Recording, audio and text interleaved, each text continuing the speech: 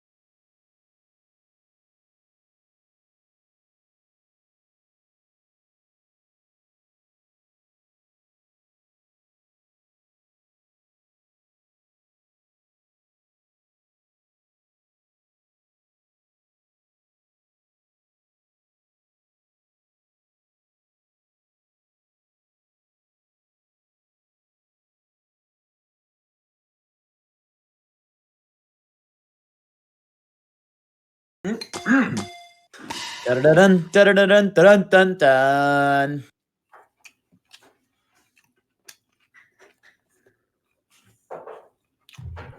There you go, Coast. Holy fuck, that was trippy. Scared.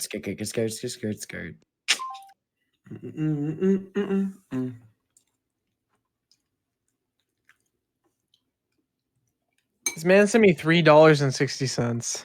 Read what it said. The last good Xbox. I get it. Can you explain it? I don't understand.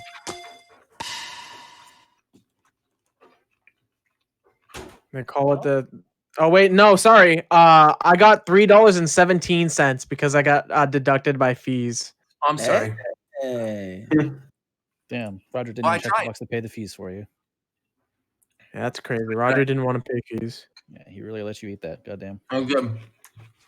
I didn't know how to do it. I would have paid extra if I knew. Made it a good joke. It would have been funny. But Gotta be the Pog I emo. wouldn't have laughed anyway, though. It's fine. All right, we ready? Bro, I've been waiting for 40 fucking minutes. 40 minutes. Oh, Jesus! It's 6:40. Holy shit! Hey, y'all gonna be all right. 9:40. All right, that's fine. We're here though.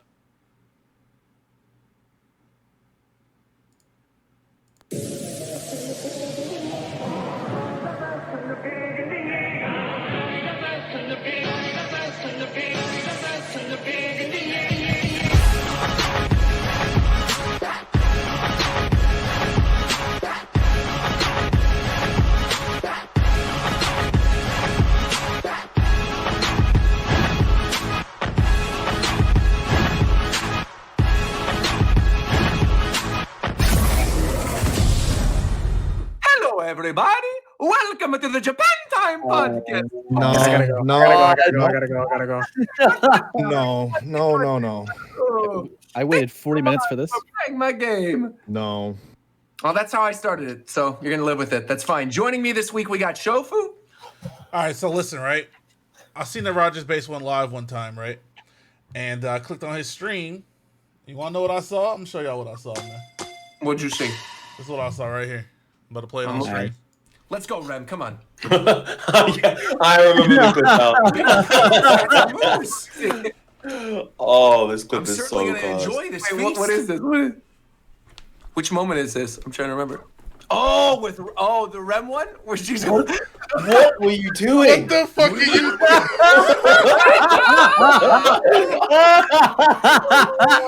No, Rem's gonna be fun.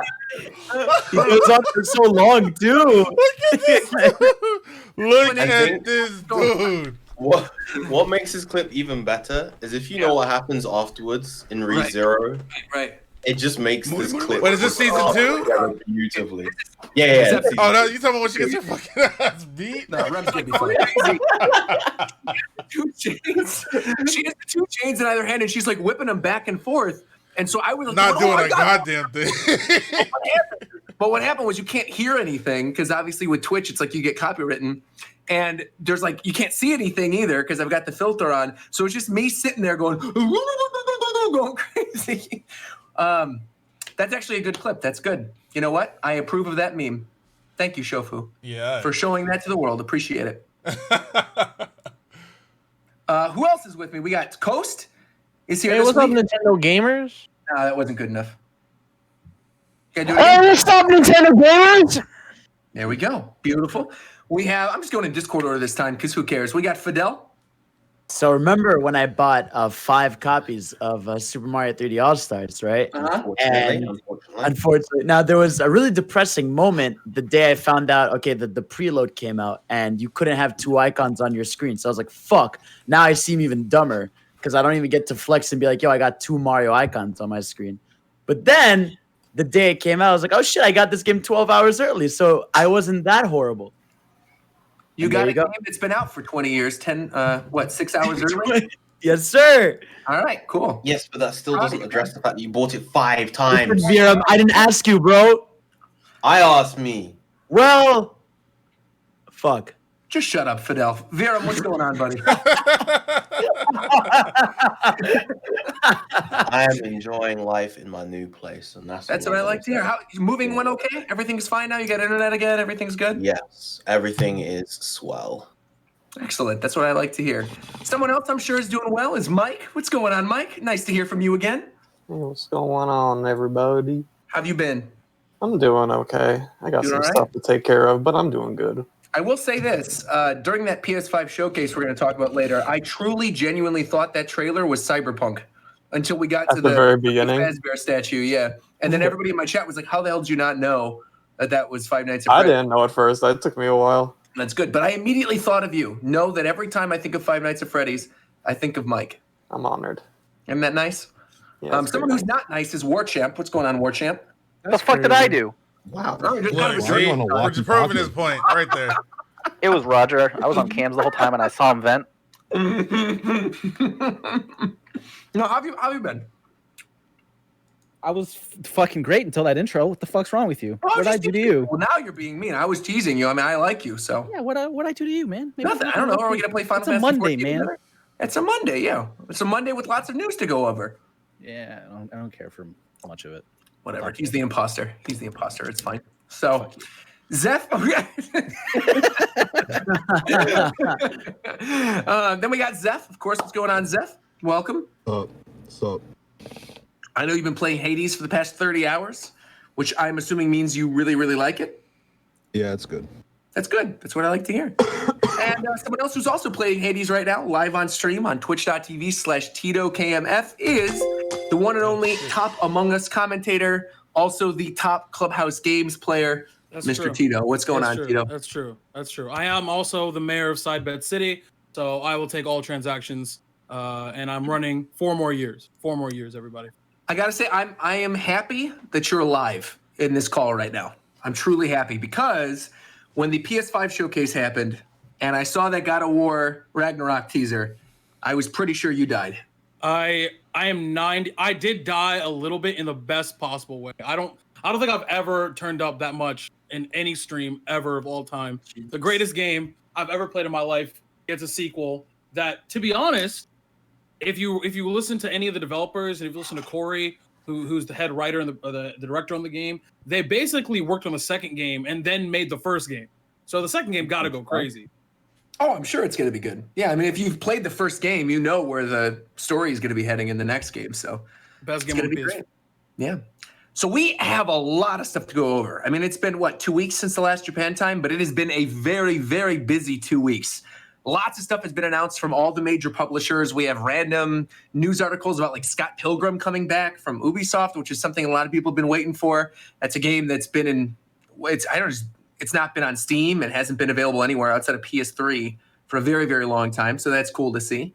The Lakers are going to win in 4, which is great. And let's just start with the PS5 showcase, because I think we're already talking about God of War. We're talking about these other games. That was really the number one highlight of all the different news things that came out over the course of the past couple of weeks. And so let's discuss it. PS5 coming out this holiday season. Was the price what you expected? Are you excited for it? What's the general consensus right now? It's fucking huge. Oh, it was a good show. It is fucking huge. That is huge. I still think it's an ugly ass console. Did you guys see this picture? The one comparing like the Switch and the TV. Well, with if the PS5. Discord would send my fucking there we go. Oh yeah, it's horrifyingly big. Like it's I'm not fucking buying this thing. Horrifyingly big. It's not horrifyingly It's big. bro, it's so ugly. It's only three. It's like 3 times bigger than a Hey, Switch. hey, dock. hey, when you play games, you stare at your fucking console, man. Yeah, I do. Now you might. It's in I'm the fucking watching way. it. He's a freak. He's a fucking freak. Oh, stare at the TV. I stare at the console.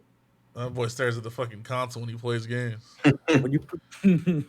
Nah, but it's did you guys lock a pre-order? I was not able No. to. Personally, fucking I don't loser? really feel like I need one yet. Like I'm gonna get Imagine one, obviously. pre-ordering a console. But no, it's the kind of thing where like I'm probably gonna end up getting a digital version. And as soon as they announced after the showcase that the Miles Morales game is coming to PS4 too, and you get a free PS5 upgrade if you do it digitally, and I know I'm gonna get a digital only PS5, I'm like, well, I'm just gonna play Miles Morales on the PS4 this holiday because I got plenty of other Why are stuff you to getting play a this digital year. one? I just like it. I've always been like a digital only person for the past couple different systems. Because Roger knows he's an influencer, and brands only send digital codes anyways. That's cap. No, this is something. No, cap. this is something That's I would get 100% my cap. regular one or with the drive. Like I chose the digital one instead. I like it. I think the design is better because it doesn't have the weird like popped collar and the extra little bump sticking out. I just like it, and most of my library on PS4 is digital only anyway. So I figure I'll just transfer everything over, like FF7 Well, I remake. mean, I and think God of War and all having that the stuff. option to play a disc as a content creator, especially because you might get you might hit up a store one time. They might have a nice little game early for you one time. You know what I'm saying? It's the kind of thing though where like I have a really nice PC, so I feel like if I'm gonna play a multi-platform game, I'll mostly play it on PC. Well, duh. And obviously with Switch stuff, with like Nintendo, they're not getting rid of disc drives. There's no discs. You just use the little Switch cartridges, so it's like I don't have to worry about that. And yeah, with PlayStation, I mean, normally if you're doing a review code or you get like an early copy or something from a brand, like it's going to be a couple days early anyway, so Yeah, you're good. but, I mean, I guess what I'm saying, like, wouldn't it be better if you? Not every brand sends you a code. I've definitely gotten physical games from people before. Oh sure. Well, I'm sure you can specify. Yeah. That's not always the case. I kind of like it. I like the idea of not having more clutter. I just feel like I It understand. might just be the standard with game consoles getting their disk drives removed in certain models. I mean, maybe. How much Yeah. memory They does might that shit just even send out have? codes. Not a lot. 1 terabyte. Because I do. I mean, I also Yeah, see a lot that's of people in the fit, chat saying like 3 games. No, you can fit half of Call of Duty. It's actually not even a terabyte. It's 825. Yeah, gigabytes. it's not a terabyte. It's less. It's not? Not You yet. can, you can have maybe like 3 or 4 games on at once. They'll get there. Don't worry. I have faith. So it's 825. Someone calculated because 825. What the fuck? yeah, someone calculated because some of the launch titles that are coming out, they released the information about how large the games are going to be. Yeah. Someone calculated if you were to get all of the launch titles digitally, like you could only fit I think 5 of the games my before God. you're Jeez. Yeah, but don't you have to download it regardless if you get the disc or the digital? Like you have to download it anyway. Yeah, that's like the Also, stupid can't you just shit. get a separate drive? Because like that's what I have for my PS4. That's what Yeah. that's what most Yeah. people do anyways nowadays. Can't And But I'd yeah, rather Tito's have all right the because you have drives to anyway. It's like you have to all- install physical discs now because Yeah. why Yeah. not? Can Yeah. you, I don't think, It'll but just you be can't nothing, add basically. you can't add a bigger drive to the PS5, can you? Because I thought Sure. a big It's Yeah, got you a can. thinking about no, it. Yeah. because I thought a big part of the PS5 was that they're doing some like weird file system shit that like loads faster, and I feel like you need like some special drive shit that they're doing. Maybe. I mean, I'm sure there's going to be approved drives that you can use for PS5. I'm sure they're going to Let's come out at see. some point. Not if it's I would PS5 much rather have just, like, expandable one drive storage. that I can have with all my games on it, as opposed to like 40 different boxes. You know what I mean? I mean, I completely understand the appeal of physical. I've just been kind of digital only for most things, unless it's like a collector's edition type thing. Okay, so Sony's clarified, blah blah blah. The console uses a custom-made SSD and has an NVMe slot for owners to manually expand the storage. Okay, so But Oh. not every off-the-shelf NMV drive, I can't speak. NVMe drive will work. Okay, so it's 825 gigabytes, by the way. But I'm sure we're going It to know. has to like, it has to be able to fit into the M2 expansion slot, and it needs to validate speeds and shit. And it's I mean, within the first week of PS5 being out, though, I mean, we're gonna know what drives work with it or not. So I could easily just Amazon one. But you can't.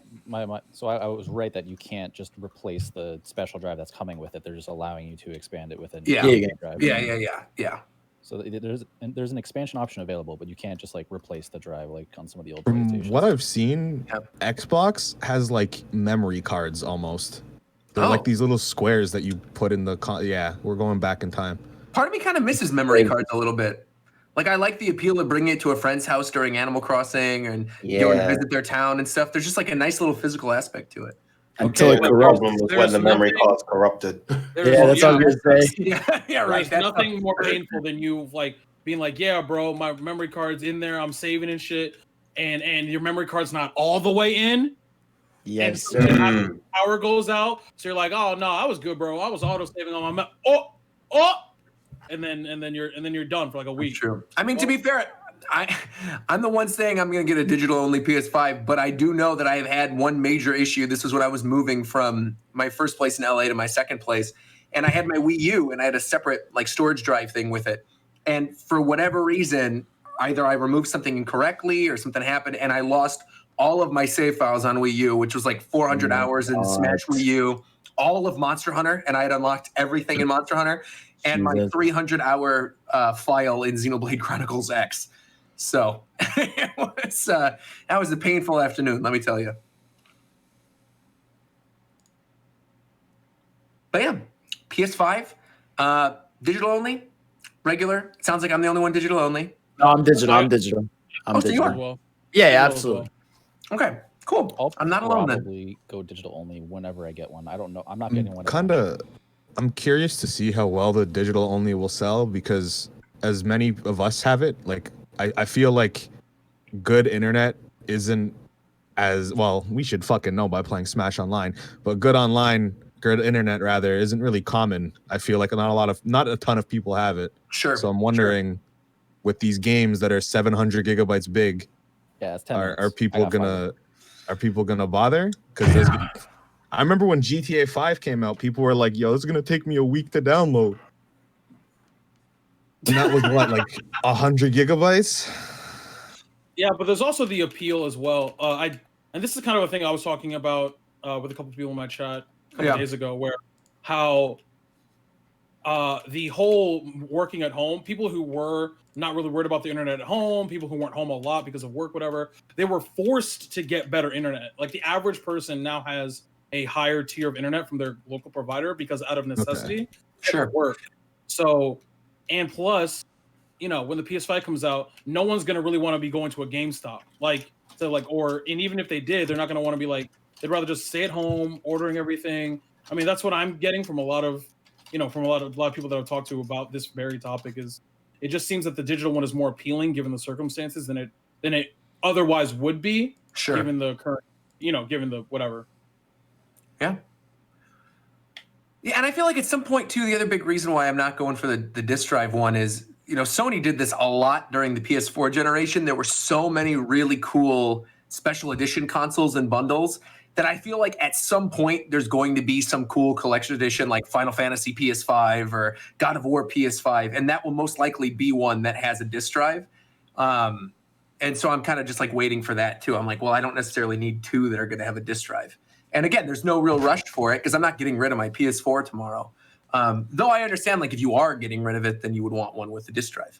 But yeah, well, basically, I mean, like from what I was reading and stuff, the digital edition is harder to get. They're like making less of them because usually on initial shipments they sell out anyway. So they're obviously trying to get like the more expensive one to be like sold more because no matter what during holidays they're all gonna sell out. That's like so far. I've heard a lot of people and even like websites reporting this, that like the digital one is like so much harder to find. I wonder, can you import a PS5? Because that would be my bet. Like I didn't bother doing pre-orders. I figured I would import one, and then if it's region free, just get the digital one and then log in with your US PSN. That's a good idea. Yeah, because then you don't have to worry about like if you're going to get a pre-order or not. You'll get one. It might be a little more expensive, obviously, but you get a couple games or something, and you're going to import something else anyway. Might as well. Yeah, you're right. Yeah. Well, let's start by talking about games because there's a lot of games that got announced in this PS5 showcase. Do you guys just want to go in order? Shofu, I'll give you the link to the PS5 quick thing, and we'll You said what pull it now? up. Oh, my bad. I was just What saying happened? I'll pull up the link for Shofu so we can have the PS5 thing. We can go in order. I didn't watch it, and I've heard nothing about the event. So I don't have shit to say. What did they show? Well, let's talk about it. So they opened with Final Fantasy 16. Okay, I know about that. Yeah. Okay, yeah. So, Zeph, you were tweeting about this actually. So you don't like the visual style right now. You're not feeling it. I just think because it's very early in development. I just thought it looked sort of ugly. And I agree with you. They're gonna fix that. Like they reused the Titan animation from 15 in this trailer. So I'm assuming everything is fucking placeholder. But other than the visuals, the music and the voice acting and the way the plot's going, it all seems very good. And I'm excited. Yeah, it seems more like a classic fantasy type Final Fantasy game. It's cool. Something that is also, I think, quite exciting about this game is, I believe, the director of Devil May Cry 5 is working on this game, working on the combat for this game. So is the guy that does Dragon Dogma is doing the combat too. Yeah. And the director of the game is the guy who saved Final Fantasy 14. He's the producer or something, director producer. I don't know, but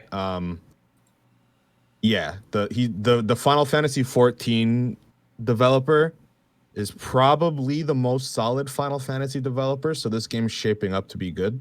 Yeah, it sounds like there's no confirmation on this, but it sounds like he got the composer from 14 to work on 16's music too. Nice, good. Which would be really good, because that game's music is godlike. You should listen if you haven't.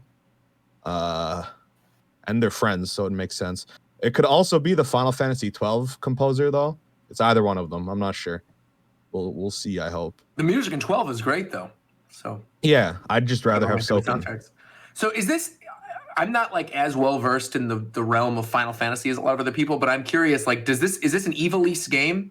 Is this in the world of 12 and 14, or is this going to be in like a different area? Is there any tease in this trailer that maybe goes in one direction or the other? No, there's not really anything. Dang. It just looks like it's going back to old school style. Yeah, I'm happy about that. Going back to the old, like medieval, like old school type of a. Pretty much like 14. It's pretty much 14's setting. Well, it's cool too to see like the older looking armors. Like there's the one little portion of the trailer where he's fighting a guy that kind of looks like Cecil from FF6, and it's like, oh man, this looks incredible in HD. So. Well, it's cool. Like it looks like some of the combat like involves like people like fusing with summons. Like you'll see like a character with like one of the fire dudes' arm, like a giant fire arm, stuff like that. Like that's what fans I heard were saying. That like it looks like it has something to do with like the traditional summons we know, like fusing with people, and it can be really cool. Well, the other weird thing is too that seemed to be the premise of that Agnes philosophy thing that dropped a couple years ago, where they had that tech demo that Square made, and they were like, "We swear this isn't for Final Fantasy," and then now we got the trailer for this, and it's like, "Oh, it was clearly for Final Fantasy." Oh, I misspoke. It's Cecil from 4. You're right. Yeah, I misspoke. Yeah. I said Final Fantasy 6, but it's 4. One thing that's interesting, it's probably just because the producers, the Final Fantasy 14 guy, but they referred to I forget which enemy it was in the trailer, but they called it an icon, which is something that a race of people in 14 say. It seems pretty heavily implied it's the same world as 14, at least in some sentences. I don't think it is. Wasn't there a speculation that it was going to be like it's one People of the shards? It could be a shard of 14, but definitely not Eorzea. What is it? What is a shard of 14? So there's like a really short version in FF14 is that there's kind of like 14 multiverses. Yeah. This might just be one of them.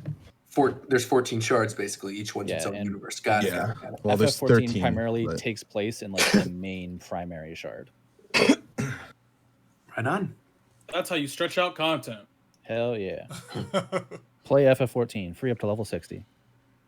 I do also wonder, looking at this, because I feel like maybe this was a big reason why they went back to that classic style. It looks very inspired by The Witcher. Did anybody else feel that from looking at the trailer? In what way? Just like the visual style of it, like the way he was like palette, everything. Yeah, the way he was like wielding his sword and using magic reminded me of Geralt's animations. Yeah. Yeah. I'm really hoping that it probably will because Yoshida's, he loves it, but I'm really hoping this game brings back the job system. Has it not been in the recent? Oh, I guess no, it wasn't in 15. Yeah, no, everyone's just like chosen. All right, weird.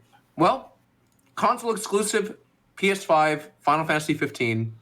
What you mean? Also coming to PC. Pretty cool. Didn't it say console exclusive for a limited time, or am I thinking of a different game? Yeah, it's a limited time. It's gonna be the same thing with 15. It'll come to Xbox. My just to add on to PS5 discussion, kind of. I think what I'm gonna do actually is wait on the PS5 and then pick up like a limited edition FF16 PS5. There you go. So I think that might look sick. And I definitely don't wanna wait a year for the exclusivity to drop off of PS5. Well, the thing is, it's console exclusivity though. So if you have a PC, which I know you do, you could always play it on PC too. Okay, if it comes out on then yeah. PC it'll take a while because that's what Square's been doing recently with all their Final Fantasy ports. I think I might just get the PS5. I've also never fucking owned a limited edition console, so this is my excuse. Well, then there you go. There you go. So after FF16, we got another little trailer gameplay segment for Miles Morales, looking really, really nice. You get a little walk through Harlem, you get some gameplay. I mean, it looks like Spider-Man. That's exactly what it looks like, Roger's base. That's right. I'm making conversation. Everyone's quiet. I'm trying to bring up these things. No, what I was gonna say is before that trailer, in my head I was like, yeah, okay, I'm gonna get a PS5, for Demon Souls, for Spider-Man. Those are the clean games I think are gonna be coming out. And then I found out it's coming to PS4. Yeah. I'm like, oh, I don't really need to buy a launch PS4 anymore. Launch PS5. Or launch PS5 anymore. Yeah. That's how I felt too. Yeah. I think that's good though. Pro-consumer, weirdly pro-consumer. Same with I saw Horizon is going to PS4 too. Yeah, it's Horizon, Sackboy, and Spider-Man that are cross-gen. The sequel for Horizon is going to be PS4? Yeah, it's going to PS4. What? Yeah, they're not urging you to buy a PS5 at all. It's really weird. That seems like a game that would need to be on PS5. Yeah, it's like people were like weirded out. Like they were saying these games, like because like Sony for a long time was like, oh, and this is it. Like we're all moving our stuff to next gen. Then I guess they maybe they backpedaled. I don't know. Did Roger mute himself? Yeah. I was chewing. Sorry, I didn't want to be chewing into the microphone. Oh yeah, no, it's Nah, fuck it. Just do it next time. Yeah, we wanted to do it next time. I'll do it next time. So then, anyway, there was some Harry Potter game we don't need to talk about, some Call of Duty game we don't need to talk about, another trailer for Resident Evil, looking pretty good. They're showing more of that at TGS. Yeah, 2 hours. Wow. Of Resident Evil? Yeah, they said it's a 2-hour presentation for Resident Evil 8. Oh my god! Wow. But it's probably gonna be like 30 minutes on weapons. I'm interested in that though. Environment. Yeah. Because 2 hours of the leak. Well, the thing that leaked this game, the person that leaked this game, said that development wasn't going well. So I wonder why they're doing a 2-hour presentation.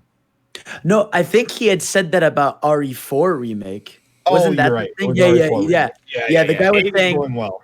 Yeah, he's saying 8's looking amazing, but that people should be worried for RE4 remake because it's the team that did RE3 remake. So clearly, those guys they got an issue. Clearly.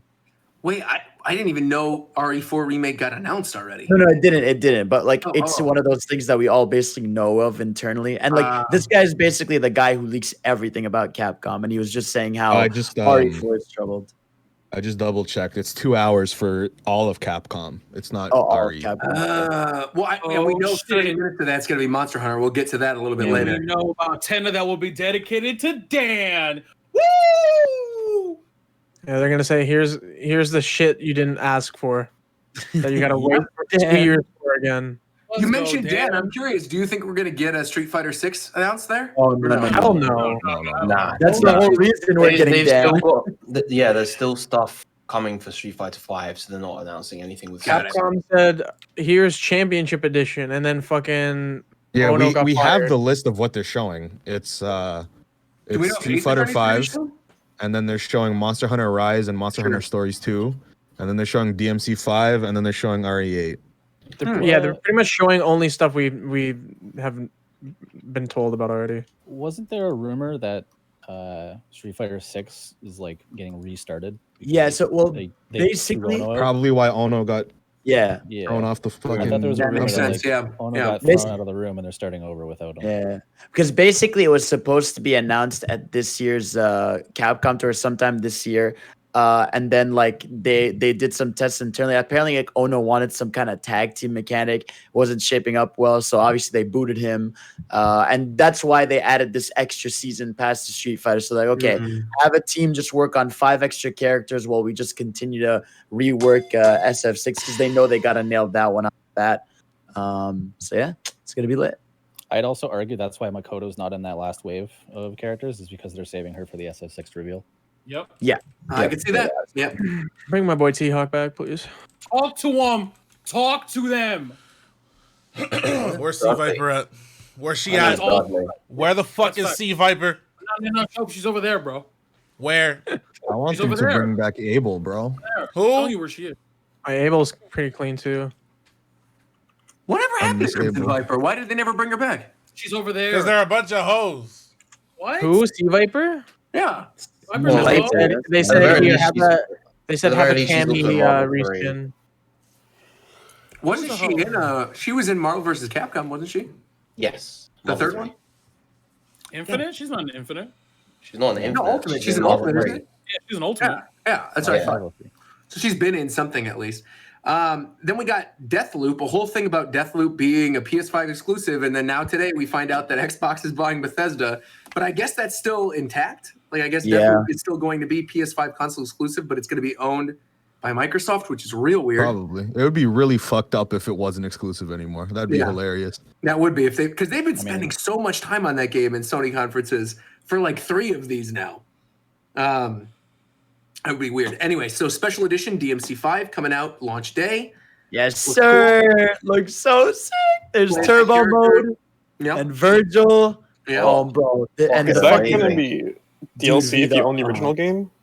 No, so it's not coming to the. It's coming to the base consoles at a later date, and so far they said no plans for PC. So oh my god, okay. But like PCs had turbo mode in Virgil since day one because we have modders. Yeah, exactly. But we don't have ray tracing, so. Yeah, so looks so sick. Then we got a new Oddworld game, Five Nights at Freddy's. Want to talk about that, Mike, at all? That was really random. That was fucking weird, dude. So what was that exactly? Is it like a new adventure, or is it like a Five Nights at Freddy's game? It's a new game. They've been teasing it for the past year. We've only gotten like artwork for it, so this is our first time actually seeing like in-engine footage. I wish they showed gameplay, but it's nice to see like full 3D environments for the series. I'm not gonna lie, I don't even know what you even do in that. I've never played it. I'm never going to. It's like Star Fox Guard, right? Where you're like looking at cameras and then you're starting to attack people. It changes from game to game. So there was like an RPG one time. Is there actually gameplay? Yeah, there's gameplay. What, in Five Nights? Know. What is Five Nights at Freddy gameplay? Five Nights is all gameplay. What do you do? I don't have no idea. It's just like you like watch stuff on cameras and you like close doors and you close traps. I think it's fair to just essentially say it's tower defense. It's what? It's tower defense, but like it's you're the tower. You're the tower. You just like gather information, try and make decisions based on that. It's actually an interesting way to like describe it. I've never heard it. It does like Five totally Nights. Right. Yeah. It has interesting gameplay. It's not shit. It's pretty cool. I was never saying that. Yeah. But we don't know. No, I'm not saying you're saying it's shit. I'm just saying because a lot of people write it off. Yeah. Well, something else that doesn't look like shit is Demon Souls coming to PS5. That trailer was definitely shit. What? Bro, that trailer where he's walking in a straight line, hitting people one time and killing them. What the Oh, fuck was that? Demon Soul. Oh, sure. I thought you meant the like I actual didn't- visuals did- itself. Did Like, you hear what I gorgeous. said? What are I you said talking the about? yeah, no, I didn't say nothing about that. Oh, okay. The trailer was some bullshit. What the fuck was that trailer? Well, what are they gonna do though? They're not gonna like show a character walking into a room and immediately getting killed for the trailer. Like they want to at least lure some people in.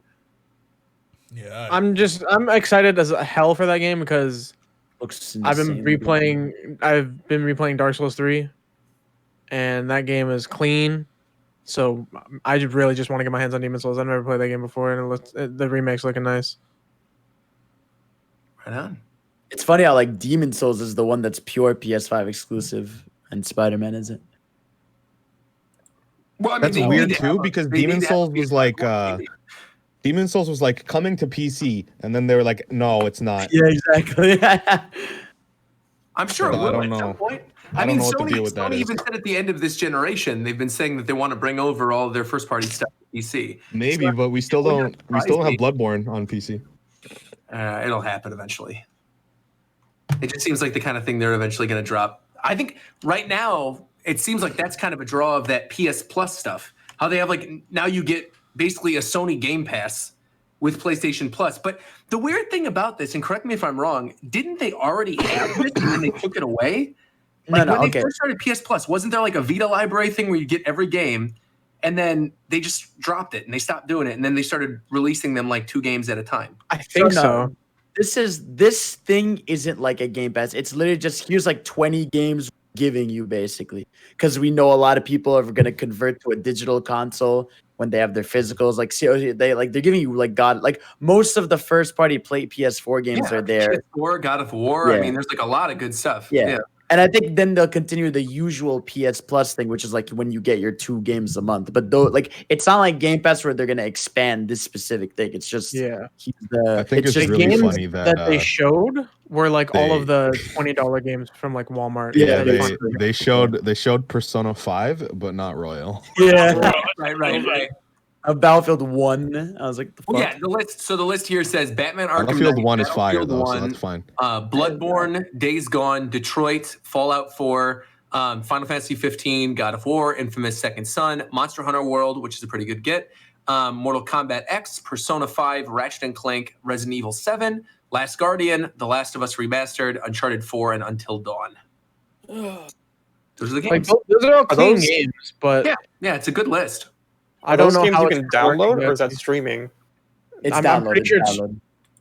Are you sure No, it's not. downloaded? Yeah, it's down because it's not PS now. It's just these are literally just these games you can download basically. All right. Well, there you have it. And then they dropped what we've all been waiting for. Finally, the price of the systems, with the digital console being $399 and the PS5 with the disc drive $499. I'm happy that the top of the line one's only $500.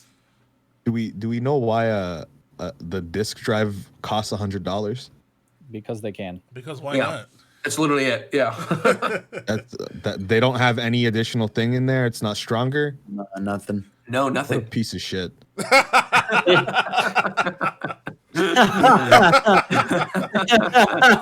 I genuinely think it's to discourage people from buying it because they probably just want to go discless next gen. Most likely. Yeah. Just But give away with but physical. that's weird though, because they specifically are having the one where like they're having less of the digital editions than they are of the PS5 with discs. So it just seems weird. So that costs that's almost $800 in Canadian.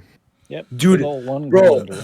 Broke I ass want to Canadian. die because in Canada that's like if you wanted to buy the distance one, it's like 700, and now the game like for me here and for each full price game, especially with the price increase, it's $100 per fucking game. Yep. What the fuck? That's why I'm open about being on the 7 seas on my boat. Yeah, I'll come downloading with you, games. man. Looking for the One Just Piece. say R, bro. Just go R. You're gonna go find the One Piece. Put that eye patch on, Yeah. Is that bro. what I'm hearing, Zeb? Yep. I'm going with That him. boy I'm looking going for with him. shanks. I'm not I'm paying aboard and $100 sail for Trying the to, game. trying to kill Kaido? You gonna go kill Kaido? I gotta say though, hold on. I want to bring this up. I didn't watch a lot of reactions at the PS5 showcase thing because I had done my own, but I went in my sub box and I saw Shofu's, And the first 5 minutes, it was the FF16 trailer, and they get to the point where like the kid is transforming in FF16, and Shofu goes, "Is that my boy Marco the Phoenix?" I appreciated it. I liked it. Thank you. I'll be out here, man. I like it. One Piece, man. Someone in the chat said, "Are you looking for the one PC?" Get him out. Nah, dog, I got That's 2. bars. Dang. Yeah. And then the last thing they show is a Metroid Prime 4-esque teaser with the logo for the next God of War game, God of War Ragnarok. Wait, what? No, it does say There's a new 20. God of War? Yeah, Wait, are you serious? Sure. next year. I haven't seen a single post on. I'm on What? Twitter, and I know. Oh. Hello? Because there was no like, Missed it? all it was like the logo fading. Yeah, they in. just showed the logo with a little bit of music. Ah, okay. Yeah. It said the logo and then 2021 comes out next Y'all year. made me think I fucking missed like a Gameplay trailer. demo. No. You didn't miss a trailer. They I just was like, what announced the it fuck coming. happened? No. You But missed as yeah. much of we saw as much as we've seen about Metroid Prime 4. That's what I'm saying. That's what I'm saying. So I do here's wonder, my though- thing, right? Oh, go ahead, Fidel. I was gonna say like, because I know Tito was saying it was gonna be like a sequel. What if, because this is next year? That seems really fast. Do you think that Right. this is maybe like a Miles Morales thing where it's like a Yes. shorter No, game? no, I think it's You a think it's cool? again the diaries and the this is my favorite game ever. So like I've been trying to read everything, watching everything. Sure. And so what happened was that while they were developing the first game, they were writing it and they were reading it or researching it. And basically what happened was that they halfway through they were like, "Yo, wait, hold on. We're throwing all this Norse shit in here, but we're writing the second game." So they already wrote the second game and then they wrote the first game. So they wrote backward. So as soon as they were done with the first game, they went and immediately started working on the second game because they didn't have to write it. They just immediately started working. So they knew exactly what to do. Why? So- I'm not a writer at all, but that sounds like Well, they hard talk to about do. it on that, what's it, like The Rising documentary, Kratos or right? whatever? What's the name of the documentary? I think that's its name. Yeah, raising Kratos. Raising Raising Kratos or watched something? it. Yeah, but they talk about it during that. Yeah. Yeah, where they were basically were writing the end of the story first, which is not crazy at all. A lot of people do. So, like, what's crazy about God of War is that whole story. They didn't even add the fact that Atreus' name is Loki until like damn near the end of the game. like until damn near the end. Literally, it's the credits. Yeah, it's over the credits. You beat the No. I mean, literally, when they were working on the game, development-wise, at the beginning of the game, he just didn't. He was like, yeah, whatever. And at the end, they were like, wait, that should be his name. That would be crazy. Like it was crazy. Like, so I think it's going to be a full game, especially the fact that how well the game runs on PS4. I think it'll run even better on PS5, considering that they already have developed a lot of the tech. Because a lot of that game, development-wise, went to literally only the axe and making sure the axe worked. You're right. So they got So that it's figured like out. it would be fair to compare it to Breath of the Wild, where all they focused on was the physics and map. So Breath of the Wild 2 is gonna go crazy because of the story and shit. Of course. Right. That's gonna be insane though. If next year is Breath of the Wild 2 and God of War sequel up against each other, I mean that's gonna be an excellent year for games. I think Plus, all the stuff that got delayed this year. I think 2021 is shaping up to be one of the best years in gaming. Yeah. Oh yeah. This year's already sick. Like if you think with the amount of games that got pushed into 2021, and then all the announcements that have Isn't been Metroid made. like Metroid Prime 4? Sure, we could get that. It's in the Bayonetta we have fucking Bayonetta, we have Yeah. Zelda, we have God of War, we have New mainline Demon Pokemon, Souls most likely. Probably. is a launch title, so it's right. Demon Souls is a launch title, right? Demon Souls is a launch title, yeah. Okay, never mind. I thought it was coming out next year. But you know, speaking of Breath of the Wild 2, we of course did get another announcement for a new Zelda. Yes, Breath of the yes, Wild game, Hyrule Warriors, Yo. Age Beautiful, of Calamity. Vera. Thank you. Yes. So something that got announced New host? randomly on a Tuesday morning. Hey, if you want to do it, Vera, I'm all fine with it. That's fine.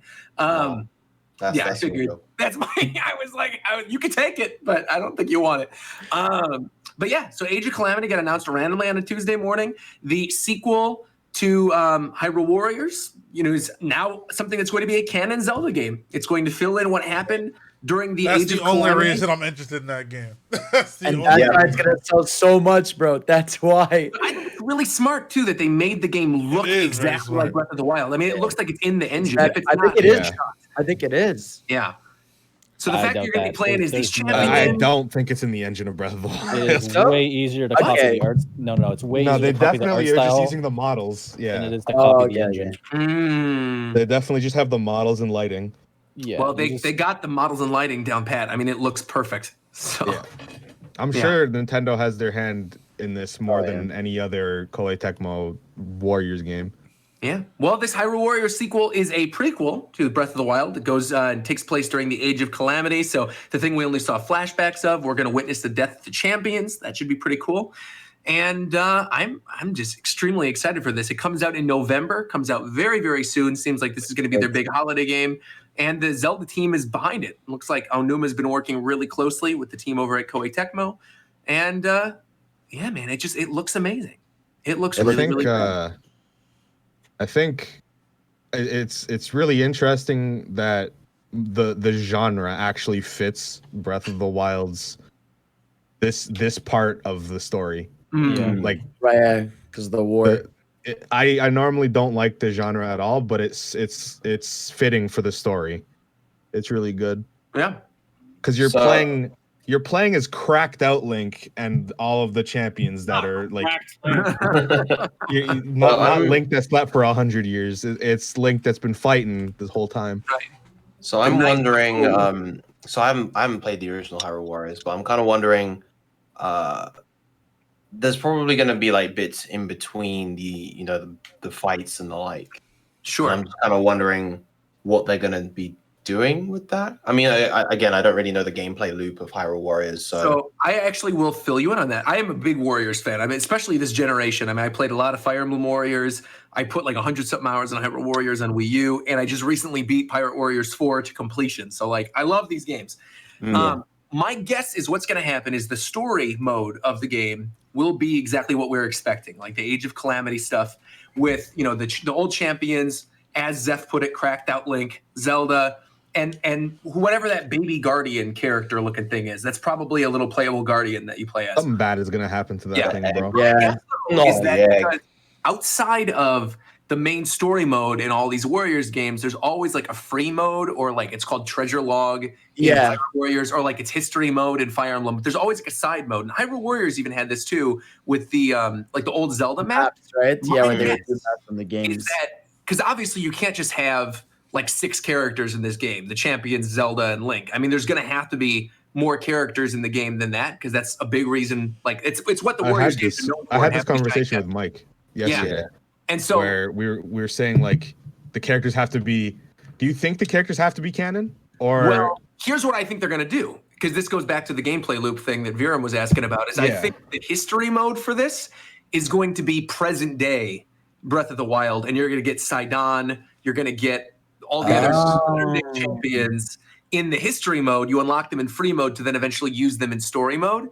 But because that's sort of how it works in like Fire Emblem Warriors, you've got characters that you unlock in the history mode that then you can use in story mode later on, or like the free logs. And One Piece does the exact same thing, where you go through the story and you're playing as like the Straw Hats in that time. But if you're playing treasure mode, you can actually unlock the other characters and then use them in the main story mode. So that's my guess. I think the characters that aren't part of the Age of Calamity that are still in the Breath of the Wild universe will most likely be in that free mode. Yeah, like I doubt the roster will be like as crazy extensive as Hyrule Warriors, like Definitive Edition. But I do think they'll have like you said, like the characters from the main game of Breath of the Wild. And I'm sure a few surprises, because it would be cool to see like, I don't know, someone like Skull Kid or something in the style of Breath of the Wild would look really sick. Well, Young Impa's for sure going to happen. I mean, we're going to get Young Impa. Yeah. If they went with only canon shit, we like I said yesterday, we talked about this. They would have like no characters. That was the issue. Like, I don't know. Well, like, I mean, you could do. You would cats. have the champions. You could do like cats with the accordion and stuff. You could have no. I'm saying if they went with, like, if there weren't if it was set in the actual setting, so there would be no cast, no Sidon. Right. You would have you'd have the king, the champions, maybe the Zora King, the Blights, I guess, and maybe someone like Pura. Yeah, and maybe the Yiga clan leader. Yeah. And Or that's Lionel. pretty much it. Oh yeah, playable Lionel would be Or cool. we could get Lionel playable looks like enemy. the boss though. Yeah. Dude, they gotta make a Guardian like playable, please, in the free mode. Like, That's please. what I think the little baby thing is that's on the cover that people have been yeah. talking about. I bet you that's the playable Guardian. It's I know, but like an uncorrupted Guardian or something. Right. But it would be sick if like you could in the free mode unlock like a regular fucking sick Guardian and just fucking follow around people around. That would be awesome. That'd be sick. They have to. It's like, well, I mean, again, I don't know how many people have played Pirate Warriors, but like when you beat the game and you go to the free mode, you can unlock Kaido and Big Mom. And it's like, it's just a joke. Like you basically run through these maps and you're just killing everybody. And it's really, really fun. Obviously it's broken. You can't have it in the main story, but I could see them doing something like that with the Guardian. If you're just running around the map, shooting lasers and one-shotting everybody, it'd be pretty neat.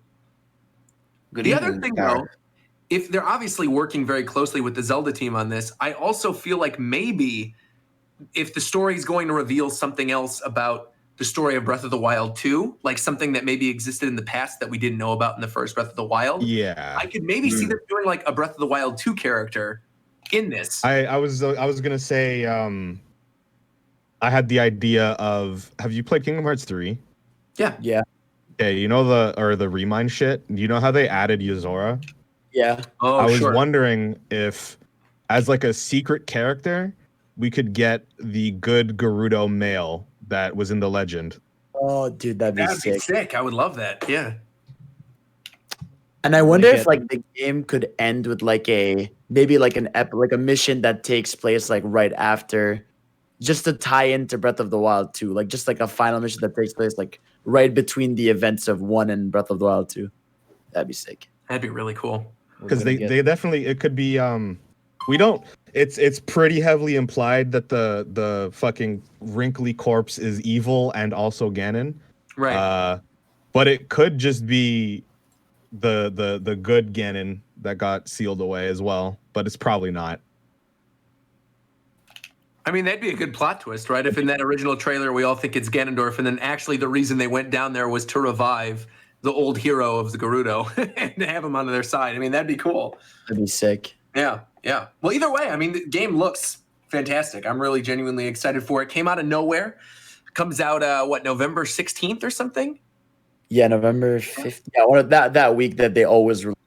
And then by the time we do our next Japan time, there will have been a presentation that happens during Tokyo Game Show week in which we get a 50-minute presentation about this game, which is unbelievable. It can't be like a presentation. It has to be Treehouse people sitting around playing the game. I assume it's like 50 talking, and then they'll go through like a mission. Like I'm sure a mission takes like 15, 20 minutes. They're gonna spend 20 minutes showing us the menus. That too. Yeah. And then we'll have like one mission, like you guys said, and that'll be it. And then they're talking for a little bit. But again, it's a 50-minute long thing. It's happening 10 p.m. Japan time on Friday, I want to say. And then so it'll be Thursday our time, 6 a.m. Pacific time. So it's like weird timing, 9 a.m. Eastern time on Thursday. But look forward to that. It's also very odd that the Japanese accounts have all announced it, and Nintendo's already announced that it's going to be happening on that day, but they haven't given the time yet. So it's odd. I'm sure we'll get an announcement the next day or two from Nintendo about the exact thing. Yeah, I was gonna say, I wonder if they're gonna prepare like an English version of a presentation we can watch, because like in the main English presentation, it ends with saying next update on September 26th. So I don't know. Should be fun. Let's go. Yeah, should be good. Also on the topic of Nintendo, since the last show, there was a Nintendo Direct Mini. Got announced, like a day and a half before? They eventually decided, okay, we're going to drop it. Nintendo Direct Mini, most of us, I think, expected nothing based on the previous partner showcases. Are you snoring at Monster Hunter? Huh? Who's snoring at Monster Hunter? Who dares? Monster Hunter. How dare you? Oh, my bad. Was it just Monster Hunter they showed? No, we were talking like Monster Hunter Rise and Monster Hunter Stories. Yeah, look at you. No. I heard the snore. I thought somebody was snoring that they don't like Monster Hunter. No. You said Nintendo Direct Mini, and that's when I started snoring. Oh, and you started. Oh, that makes sense. Okay. Not Monster Hunter specifically, but the whole thing. Mini partner showcase. Well, we got Ori coming to Switch. We got a collector's edition of Ori coming to Switch. That's kind of cool. Disguise. They also shadow dropped it, which was very weird. Yeah. I was not expecting them to give the Rivals of Aether character their own game. Okay. And no, Monster Hunter Rise. Monster Hunter Rise looks amazing to me. I mean, it looks like what I wanted the next game to be. Yeah. I love the Japanese setting. I love the little Palamutes. Hey, wait, I was memeing about Rivals, but like that's actually coming out. That edition is actually coming out. Oh, is it? 24th. Yeah. 24th. Oh, Coming to the Switch. Rivals of Aether for Switch. I didn't Definitive know that. edition. With Tetherball, an April Fool's joke made real. Neat. So I overslept about hello because I want to talk about Monster Hunter. So come on in, welcome, yeah. dude. What time is it where you live, man? Oh wait, what? What time This is it where man you heard live, us say Monster Hunter and just rose from the grave. No. He was here when you were talking about Zelda. I'm just trying to find out what time it is where McDerrick lives at this current time. I mean, it's 10:35. So what you woke up just now? Yeah. Hey, hold on. No bashing quarantine sleep schedules. Quarantine sleep schedules? No. Sleep? No. We're sleeping now? No. We can sleep. Y'all can sleep. I don't sleep. But the thing is, I need sleep. So I this went man sleep. woke up at 10:30. Yeah.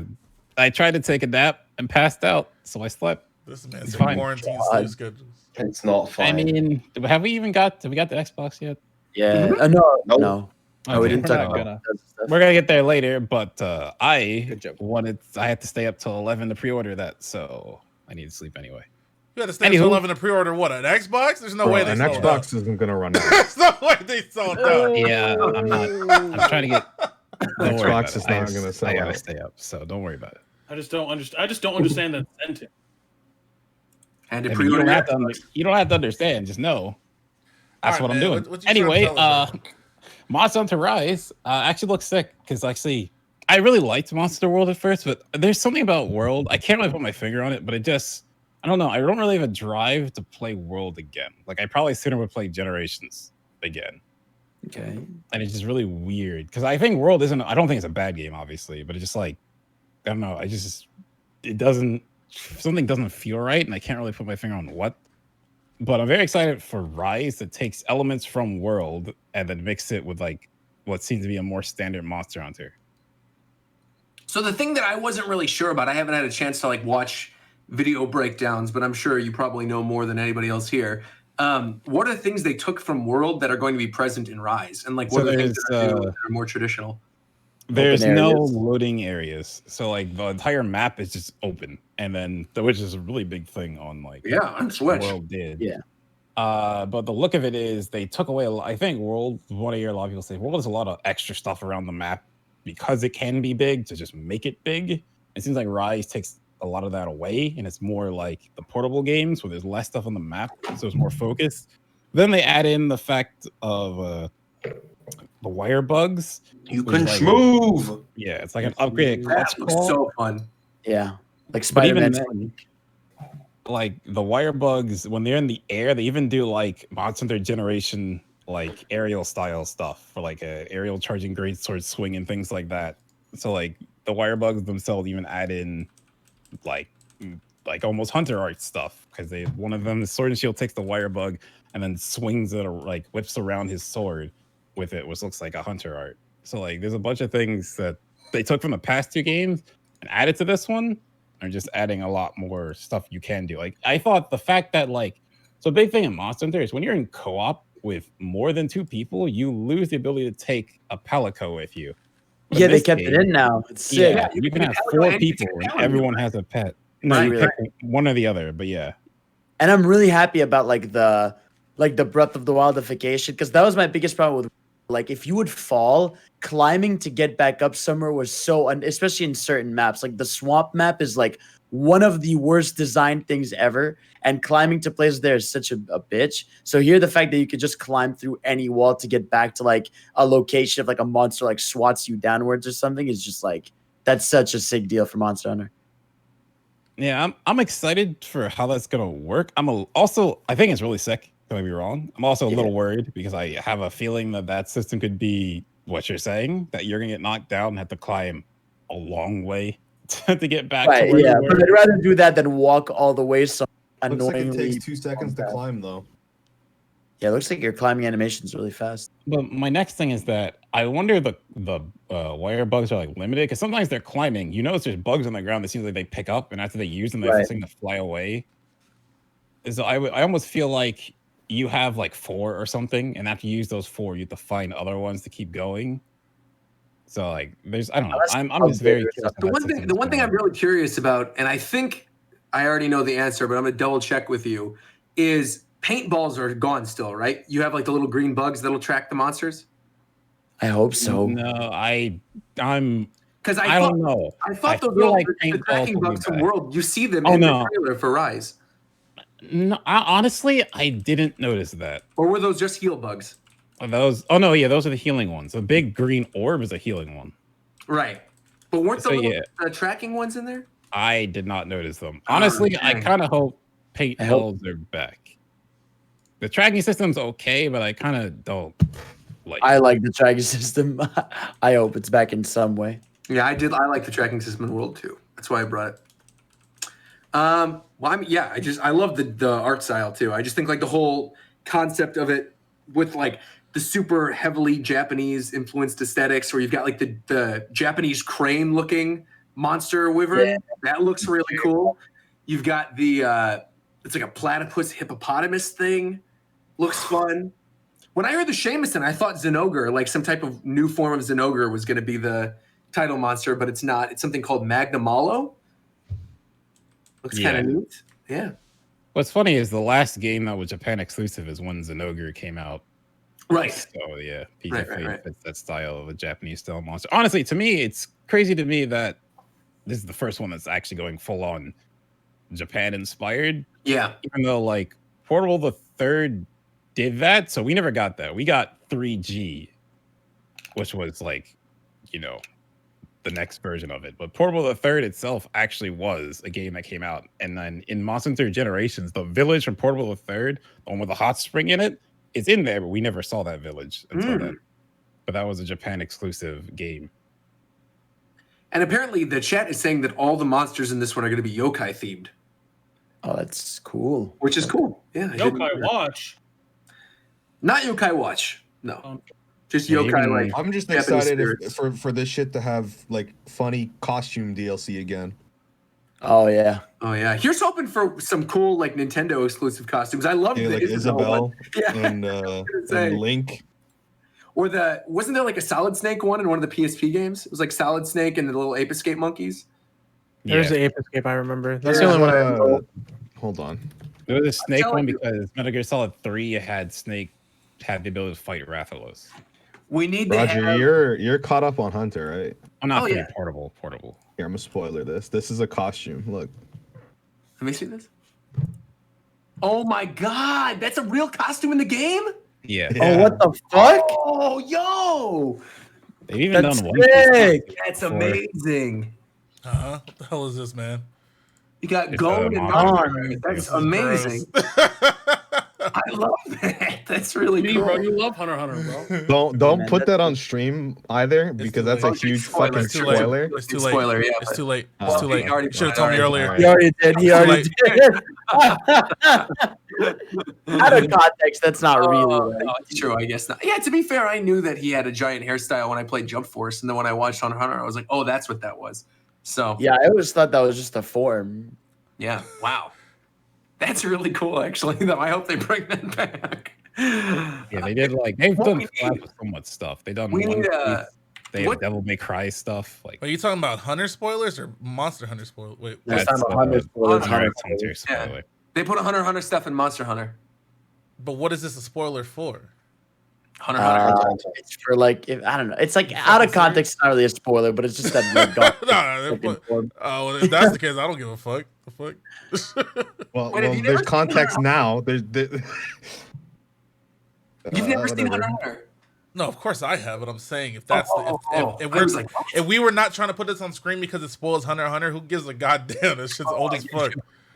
Well, one thing, while we're on the topic of costumes that I feel like we need to see, I would be Hold on. genuinely shocked if we didn't get Zacian from Pokemon as a Palamute.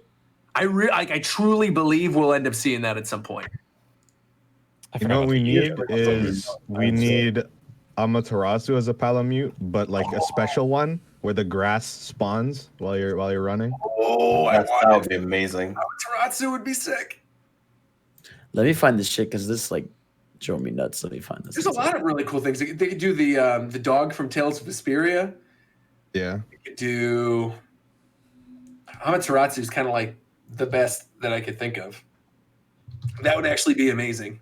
Look, man, If Game Freak, if Game Freak weren't dickheads, we could have got Zamazenta and Zacian, but bro, that's we won't. dude.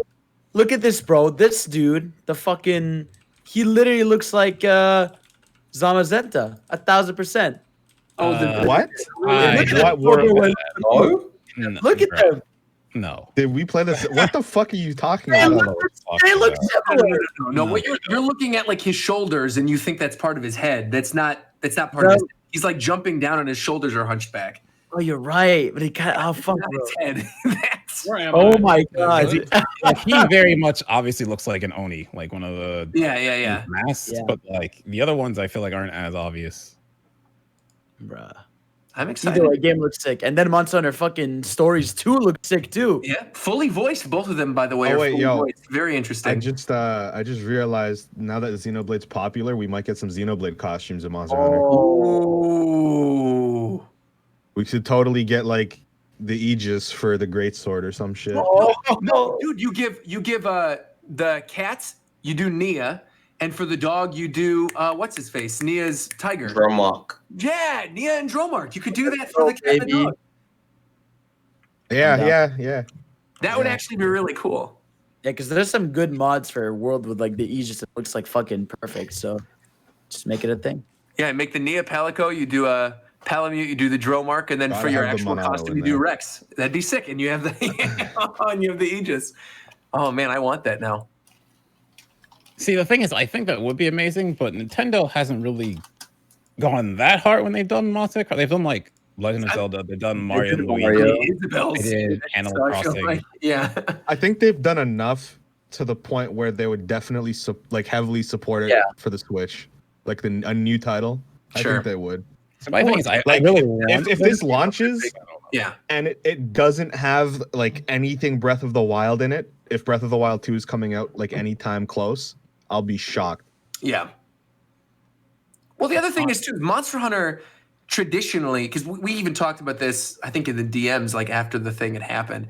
The night before, Nintendo had their big September financial meeting, and literally every other year, like clockwork, they have one of these financial meetings in September, and they announce a Monster Hunter game at the meeting, or either just prior or just after the meeting. And they release the PDF of these meetings all the time on the official Nintendo website. You could find these. It's like nintendo.co.jp/IP or something. And they have all the PDFs for all the meetings, everything. And in the meeting, at the end of all the notes about the Mario 35th anniversary and all the things they're planning, they specifically said, we want you to tune into this live stream Nintendo Direct that's going to be happening tomorrow morning. We'll be announcing a tentpole third-party title. And so literally from that moment, I'm like, oh, it's going to be Monster Hunter. Because that's how they announced Monster Hunter 4. That's how they announced Tri. And again, you know, we get a mainline new Monster Hunter game that's going to be on Switch. That's a huge push for the system. And already Switch is like selling insanely well. This is going to be something that is absolutely a system seller in Japan and is going to sell even more Switches. And there's probably going to be a special edition of it. And it's just... I was going to say, though, do you think this could be like the Switch Pro like game? Well, so I saw some people speculating about that, saying that the March 26th time frame is a little strange considering it's like right at the very beginning of their next fiscal year.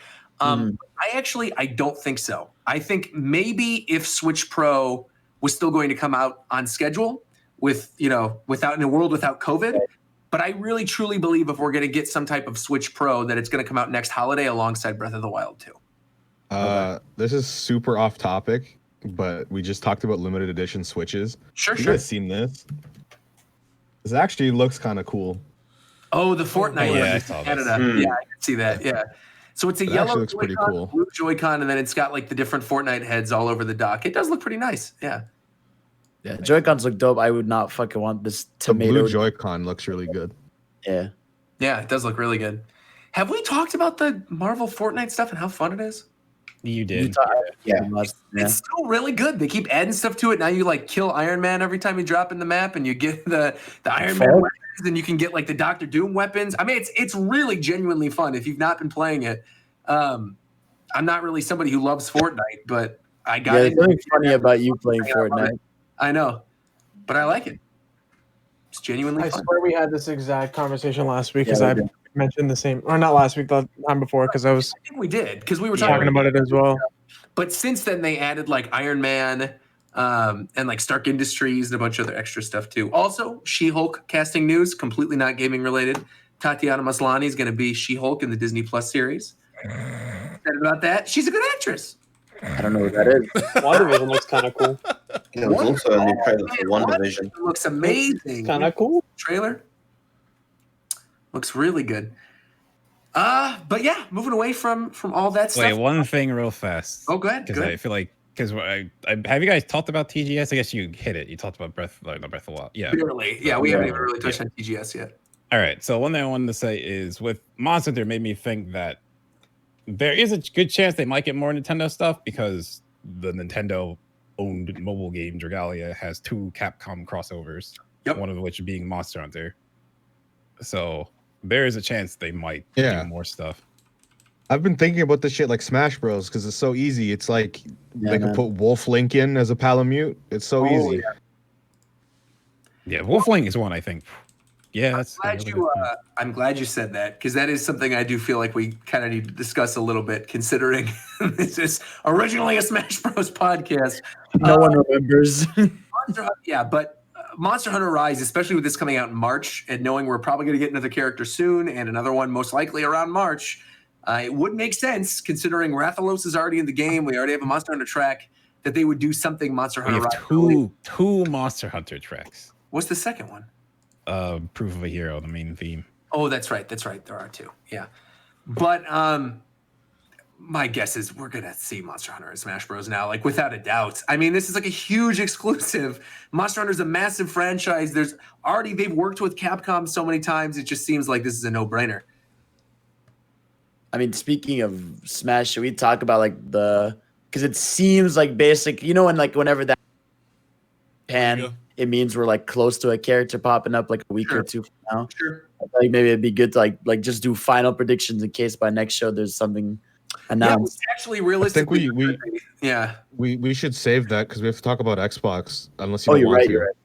We don't have to talk about Xbox. Well, we can We have to talk about Xbox. There's some big news. We have to talk about Xbox. Big. Jesus Christ. So one thing before we go there, since TGS, I mean, when did you have a plan for talking about TGS, or just go? No, I mean we'll talk about it now. That's because I figured we talked about TGS a little bit, like when we talked about the PS5 showcase and Resident Evil and Monster Hunter. But I mean, if there's something else you want to talk about regarding it, yeah, please, the floor is yours. Yeah. So 2 things I wanted to talk about from TGS is that so immediately after the I can't want to say Breath of the Wild, but yeah, Hyrule Warriors, right? Like 50-minute direct almost is a 45-minute one for Dragalia.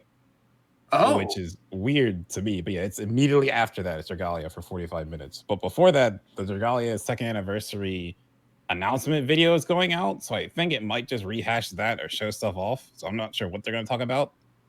But Nintendo being there alone is odd, but to see Dragalia there to me is odd because Dragalia has never been at one of these things. Well, Dragalia, though, kind of makes sense because it is, at the end of the day, still a new Nintendo IP. And it's something that I imagine the game's still going to go on for a while. They're obviously making money off of it. And it's an IP that I think they could potentially make new games from on like a home console. That's something, if you look at the PDF, I could pull this up. I mean, this is literally in their financials where they're talking about how the mobile games are specifically meant to tie in to bring people into core franchises on the Switch. And Dragalia was literally one of the things shown like to try to bring people into playing games on Switch. So maybe there's going to be like a Dragalia Switch type announcement, like a game in the universe for Switch. I'd be really excited. My thing is I'd be excited for that, but at the same time, I don't know if Cygame's going to do that because they're still making Grand Blue Relink. That game has been like in development hell for I don't know how where long. is that? Yeah, I don't know about that. Their December stream, they're going to talk about it again. Oh my god! So yeah, like I don't know if Cygames is so gung ho and like unless they get someone else to do it, but even then, because like the combat and Relink was made by Platinum, and then Side Games took over the rest. But that game has just been Interesting. And then just something a little aside. Yeah, please. There's PSO2 New Genesis is also having a TGS stream where they're actually going to show off the game fully. Right on. Nice. It does look like it's pretty much going to be a new PSO. Based on the more I see of it, I'm like, oh, okay. This is obviously based on PSO2, but it's pretty much a new game. Yeah, it's like Phantasy Star Online 3, pretty much. Yeah. Well, interesting. Moving on, unless there's anything else you guys want to touch on in terms of TGS, I do think we should actually talk about Xbox next. I was going to say maybe we talk about Mario, but I think we maybe save that for last because that might be a big discussion. I think we should save Smash for last because of Smash 2, the ad and the rumors. Right. So we'll discuss both of those last. So let's talk about Xbox for a little bit then, because I know we discussed Series S and Series X on the last show, but I don't think we talked about after the price leak happened for Series S, where it's $300. See, I remember this was for the PS5. We went around prices. I said $350. People were like, "Oh, you're crazy. It's not going to cost that much." Well, no, it was $350 for the Xbox Series S, which it isn't. It's $299. The digital one, yeah. I was like, I thought the digital version of one of these consoles has to be really cheap, and it's cheaper than what I said. Yeah, I said $350. That's true. That is true. You did. Yeah, you did. But it's also kind of ridiculous. Console challenge. Mm-hmm. Can they just like have normal names for their consoles? I don't know what they're doing. Can we start next gen? The weird thing that I didn't get, because I saw some article about how like Xbox, correct me if I'm wrong, but the Xbox One S games play on Xbox One, whatever this new Xbox is, Series X, as if it was playing on an Xbox Series S. Right. Okay, so here's the thing.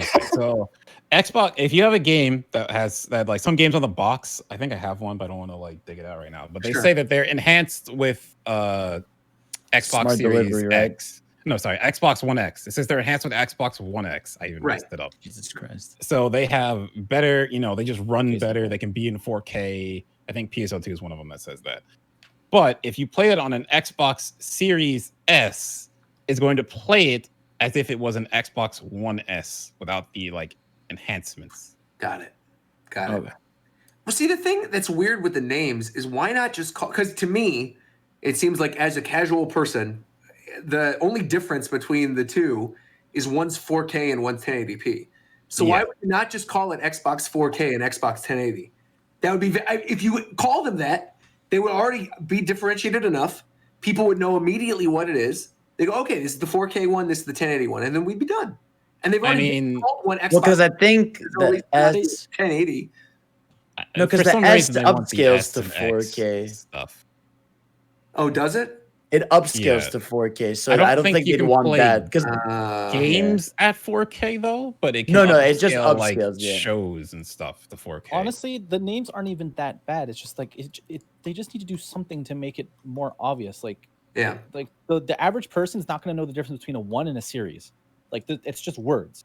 Like this is the fourth Xbox. Do like Xbox 4S, Xbox 4X. Boom, Sure. Problem solved. I understand this is the fourth type of Xbox, and it's one of the versions of the fourth type of Xbox. There you go. I feel like the reason they don't want to start doing that is because it's Xbox 4 versus PS5.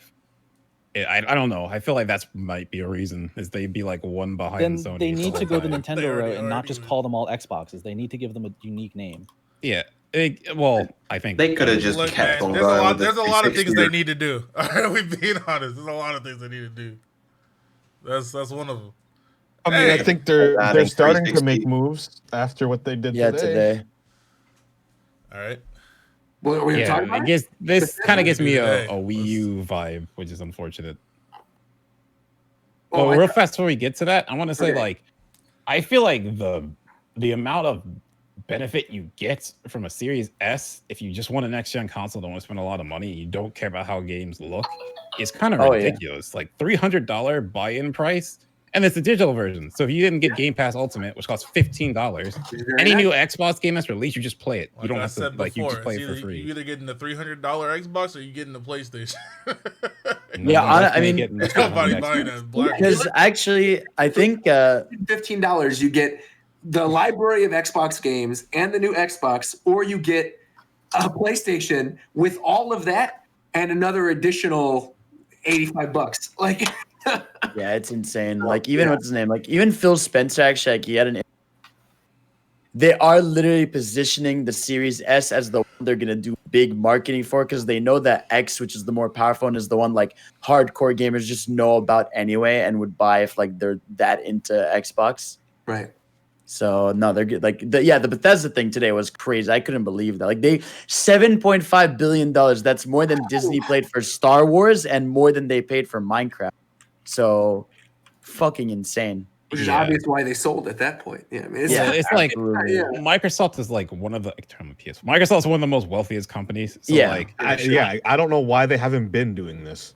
Yeah, I just feel like they started doing it though. They got a lot of studios at the end of the Xbox they should One keep X doing it. Yeah, but I thought like, they're gonna buy some other studios, like maybe that Sun Wukong studio or stuff like that. I didn't think they were gonna go out and buy Bethesda and everything insane, below man. Money. Like that's literally insane. Cash. And this is good because it means that Microsoft, well, depends on the title, but I think Microsoft will be funding all of Bethesda's big titles really heavily. So they won't look like shit anymore. Yeah, it's really good for Bethesda because like they get it out from under ZeniMax. Well, I feel like ZeniMax just did a bunch of dumb stuff sometimes. So like that's amazing for them, but like a lot of IPs too, right? Because you're getting Fallout, Elder Scrolls, Doom, Wolfenstein. These are all going to end up Dishonored, Prey. They're all going to end up being. So you're forgetting the sub studio. So like Evil Within and their like Tango game. Oh no, it's just Tango Studios. The Ghost Tokyo, something like that. Yeah, Tokyo, whatever thing. Yeah. That one's in there too. So and the bottom, it even includes ZeniMax Online. So ESO.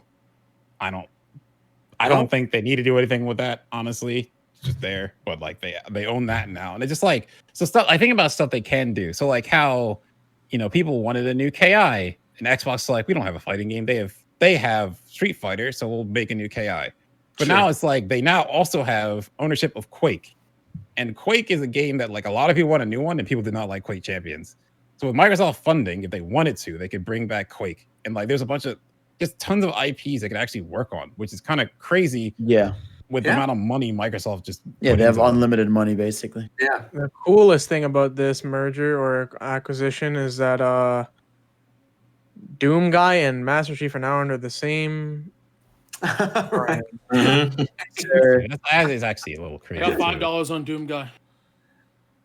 When's the crossover game though? So something they could do because 20 years. 20 years, it'll happen. Because Microsoft has done this before in Halo, because they had Halo 3 had the Hayabusa armor. I remember it's special because you got all the achievements in Halo 3 are just 1,000. Yeah. When later on you got a katana on it. And that was because they did a crossover with Team Ninja where a Spartan was in Dead or Alive 4 or something like that, 3 or 4.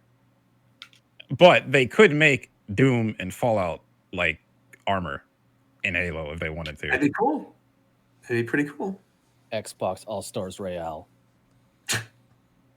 And here's another thing about those IPs specifically, because Microsoft has good working intentions with Nintendo. So if you want to talk about Smash stuff, this opens up more room for those characters. Yeah, I mean, well, they've already, we already have Vault Boy as a Mii Fighter costume. We already have Cuphead as a Mii Fighter costume. We already have a playable character. I mean, they've been doing this. And the interesting thing about all of this, too, is they said that on a case-by-case basis, they're still going to be bringing the games to other consoles. So this, like, they own all of these IPs, but this could also be a situation where they're like, oh, we feel like the game has an audience on Switch, or we feel like it has an audience on this other system. We'll put it there. And I think that's actually really smart.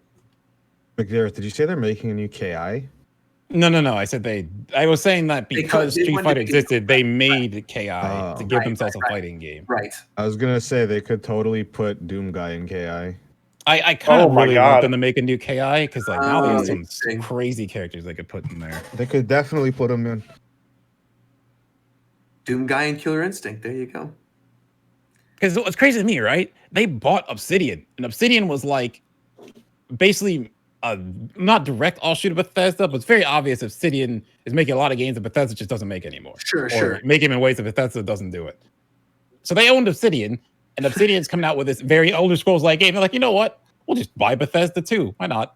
Have them both. Own them both. Why not? Yeah. Right. Yeah. I mean, it was impressive. It shocked a lot of people this morning when the announcement hit. And it did sort of come out of nowhere. Like, I don't think there were any updates about this. Nobody was discussing this. I mean, like, they just focused on the, what's that game called? Deathloop in the PS5 showcase. They showed that for an hour, and it was a PS5 exclusive. And people were saying, oh, you know, it's a huge loss for Xbox or whatever. It's like, well, they now own the brand. So they can do so they're just making money on Sony's console. Exactly. Right. And like, Bethesda's too big for Sony to be like, yeah, we're not going to sell your games. Like, you have to. Like, how crazy is it that they basically bought what would be an E3 conference worth of games. Like, Bethesda literally was having E3 conferences, and now like that belongs to Microsoft, which is I didn't insane. even think about that. That's that's crazy. It's crazy, right? Yeah, I can't imagine they'll have a press conference now. I think that press conference pulled it into Microsoft's, right? Yeah. Insane. Wow, that is pretty insane. Yeah. Well, I mean, hey, good for them. You know, I also feel like for as much as we sort of like joke and rag on Xbox on the podcast, at the end of the day, if you don't have a lot of money and you want to play next gen games, like to be able to get Game Pass, which is $15 a month, you have the entire library of all the newest stuff. You can try it if you don't like it. You don't have to buy all the new stuff. And for $300, you get the system. Like no. Not even 300. You can walk out of the store with all that for $35. Yeah. What? So that's the Series X. The Series X is 30. If you pay $35 a month, you can get a Series X at that deal at certain stores like Walmart's one. I think Best Buy is one. Whoa. $35 a month, you can get a Series X and just pay that. I did the math too. It's like $25. If you were gonna buy Game Pass anyway, doing the financing plan, you would still be paying essentially the same amount with just a little more. There's no interest and there's no penalty fees. So the financing plan includes Game Pass. Yeah. So how long does the finance plan last? It's like 2 months, 2 years. 2 years. Okay. So I'm actually getting an Xbox because I can manage fucking $35 a month. Sure, of course. Like, I'm gonna get an Xbox because of that, because I would like a media player and something to play games on that's more than just my PC, because I don't want to sit at my fucking computer all the time. Sure. But yeah, I think that's great, and they're gonna do really well this holiday if they advertise that more. Sure. I know, like as a kid, if I got an Xbox with Game Pass for Christmas, that'd be clean. Yeah, there's so much stuff you can do with that. It's literally ridiculous. Like, because that's one thing. Because I don't know if you guys talked about the fact that Sony's doing their like, here's our version where it's a couple PS4 like greatest hits, which like that's cool. But if you played all those games, it doesn't mean anything. Right. But with Game Pass, you literally like Battletoads came out. I just downloaded it. They didn't have to pay anything. So like, here's the new Xbox game. You can just get it. And now it's like they bought Bethesda. So now Bethesda's inside of Microsoft, and most Microsoft first-party games or like games from their studios are automatically on Game Pass as a standard. I mean, it's any Bethesda game that comes out, you might just be able to just get it off Game Pass. It's pretty amazing. Yeah, the next Doom, the next Fallout, the next whatever you get for Game Pass. Oh yeah, I forgot. They even did EA Play is now included in Game Pass. Yeah, that too. Game Pass is looking strong as hell right now. I think this financing plan should be honestly something that a lot of these companies should look into. Like the PS5 with this, I'd consider getting one at launch. It'd be cool with VR too. Yeah, and VR headsets. Actually, yeah. But I'm definitely getting an Xbox because of the plan. They got me with that. Wait, so the EA Play thing that you're talking about, does that include like the next Madden and FIFA game, or? No, no. You get like demos and like early state, but like those don't come day and date. Basically, they come like the year later. Like for example, let's say when the starts. Right now, you could have like EA, like what's called FIFA 20, but you won't get the latest one until the year after. I got like Plants vs Zombies on there. Yeah, they got like their legacy content and shit, so it's good. Are the new Star Wars games going on there? I'm pretty sure when they announced the newest one, the Squadron, you could play a demo with EA Access. Yeah, because EA Access isn't like it's not Game Pass. It's a way for you to like, oh, you get things earlier or get things counted. Hey, what's good with your mic, man? What's good with my mic? Did my mic die? You're cutting out every other word. Cutting in and out. Ah, shit. Let me fucking. Well, let me. Problem solved. He's fixing it. He's fixing it. Oh, it's fixed. Well, It's no longer cutting in and out. It's just out now. He can't come back up here. It's going to be an interesting holiday. I didn't drag him out. He left. Oh, there he is. There he is. What the fuck? Wait. When you're looking at it now, There right, we go. Now I'm alive. you've got the Switch. You've got, well, the Switch is $300, which means you could also get a new Xbox for $300 as well. Then you've got the PS5 coming out. You know, again, digital only. You get it for $400. Everything seems like it's skewing to be a little bit cheaper than a lot of us expected. And realistically, I mean, there's a lot of stuff between if you're getting a Game Pass on Xbox or you're getting, you know, one of the many of first-party games that are on Switch. It really does seem like if you already have a PS4 and you're looking for something this holiday and you don't have a Switch and you don't have an Xbox, that might be the wave. Absolutely. Yeah. Interesting. Also, it's gonna be a very interesting holiday because all of these companies have things like the Switch isn't a new shiny toy or anything, but it has a very strong established library with more to come, and it's incredibly popular already. Right. And then you have the $35 Xbox plan, and then Sony is just Sony, so like, you know, $35 Xbox they don't plan, is they that a don't month, they or don't is really that- need to do what is much. that? What? What is that? Is that a year, a month? I wasn't paying attention. At all.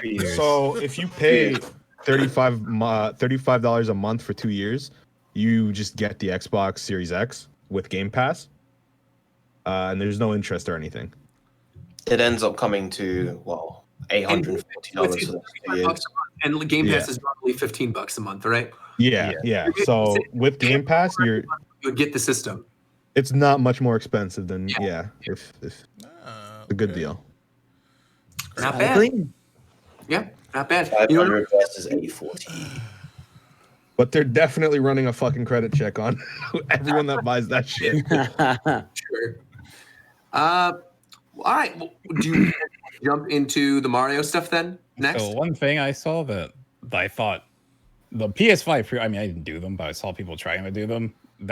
What was Sony thing? Yeah, we talked We're about going that. to tell you in advance, and they're just okay. I wouldn't be. This All is right. bad. And then I'm also guessing Warchamp probably brought up the black PS5 got announced. I did Wait, not. did it? No, it didn't. That was not official, McDareth. That's why. Oh, it wasn't official? Come Okay. on, bro. I was about to say. That's a Okay. rumor. Okay. But it's still funny if it's real. Wait, PS5 getting a black edition. What is this? Sony employees leak PS5 photos. It's a rumor. It's a mock-up image. It's probably fake, but I still quote tweeted and said, "Haha, you fuckers pre-ordered the ugly one." Dang. Looks pretty nice. They're both ugly. Damn. Yes, sir. Tell them again. I can't believe as I look at it and see this. Like there was one. Did you post it in here? But I remember I saw one thing with. Oh yeah, it's in here. The like Japanese thing at the size of it compared to the Switch. Why is this thing so big? Yeah, Dude, just buy a computer at It's this point. about the size. Go big or go home. The fuck you It's talking about the size of a tower, a gaming PC. Yeah, That's what I told Shofu. It's horrifyingly ugly. It's not No, you said it's horrifyingly big. It's horrifyingly big. It is horrifyingly big. No, it's not. I'm not. And then you- look, and when then I look at the- it, bro, I'm the- not scared. So how's it The horrifying? Xbox, I'm the scared. Xbox One S or whatever. What is it called? Xbox Series S. It's like the Yeah. size of a book.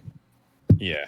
It's small. And the One X is like the size and width of like a controller. Like it's to me. I mean, it's a square thing, but to me, it's surprising that the thing is as compact as it is when you look at the PS5. I'm not one that usually cares what my console looks like, so I'm good either way. I mean, It's not about. I don't think I care about how it looks. Yeah. It's just like It's I don't know how much where the space it fuck I'm takes gonna up. put I it. was just I'm gonna talking about put me it. specifically. I don't know what y'all talking about. I'm saying me. I don't care what my console looks like. But I feel you. Well, on the topic of things looking ugly, let's talk about Mario 64 in the Super Mario. Hey! No, that's facts. Waiting for that segue. there. Widescreen when? Widescreen when? So Super Mario 3D All-Stars came out since the last podcast, came out last week. And includes Super Mario 64, Mario Sunshine, and Mario Galaxy. Let's talk about it. Like, who's been playing right I didn't even get it. I still think the price is fucking vile, and Yep. It has no reason being that price at all for how little it offers. Well, it's not really it offers little, but you know what I mean. It's not good. It offers little new. Like like the 3 individual games are obviously great, but as a compilation, it's not great. How much especially when you compare it. Mario Sunshine right now, like how much is a regular copy of Mario Sunshine? I don't know. GameCube games go for a lot because a lot of them aren't ported to anything, so they're rare, and you need Pretty sure. Mario you can't really gauge with that. For like $50 to $60.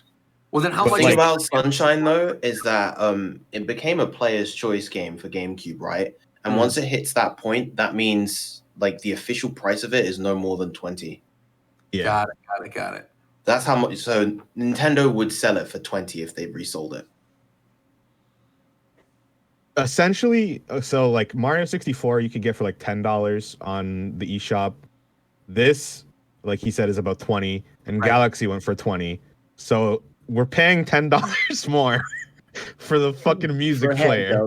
To be fair, the music slaps though. It's good music. It should be on Spotify. I don't know what the fuck they're doing. Yeah, it's real good. Also, yeah, Square just recently added their catalog to Spotify, didn't they? A bunch of anime songs just went on Spotify. And Cygames finally took every single like Grand Blue CD is finally on the US Spotify. Are the Dragalia songs on there? I mean, the DACA ones are obviously, and like a lot of the new ones they've commissioned are like the what is it, Mad Kid Rise Up or something is on there already because that, no, that was I don't know if you even played the event. That was the event, the Syndicate event. That one is on Spotify already. Oh, okay. I honestly haven't played in like 2 months. So if it's been 6 months. I think the last thing I played was Chapter 12. I want to say. Yeah, it's on 15 now, and the new anniversary event. Wow, they're on 15 now. The new anniversary event follows off of 15. Wow, yeah, because I played the Monster Hunter thing, obviously, and then I did, I think, Chapter 12, and then I stopped.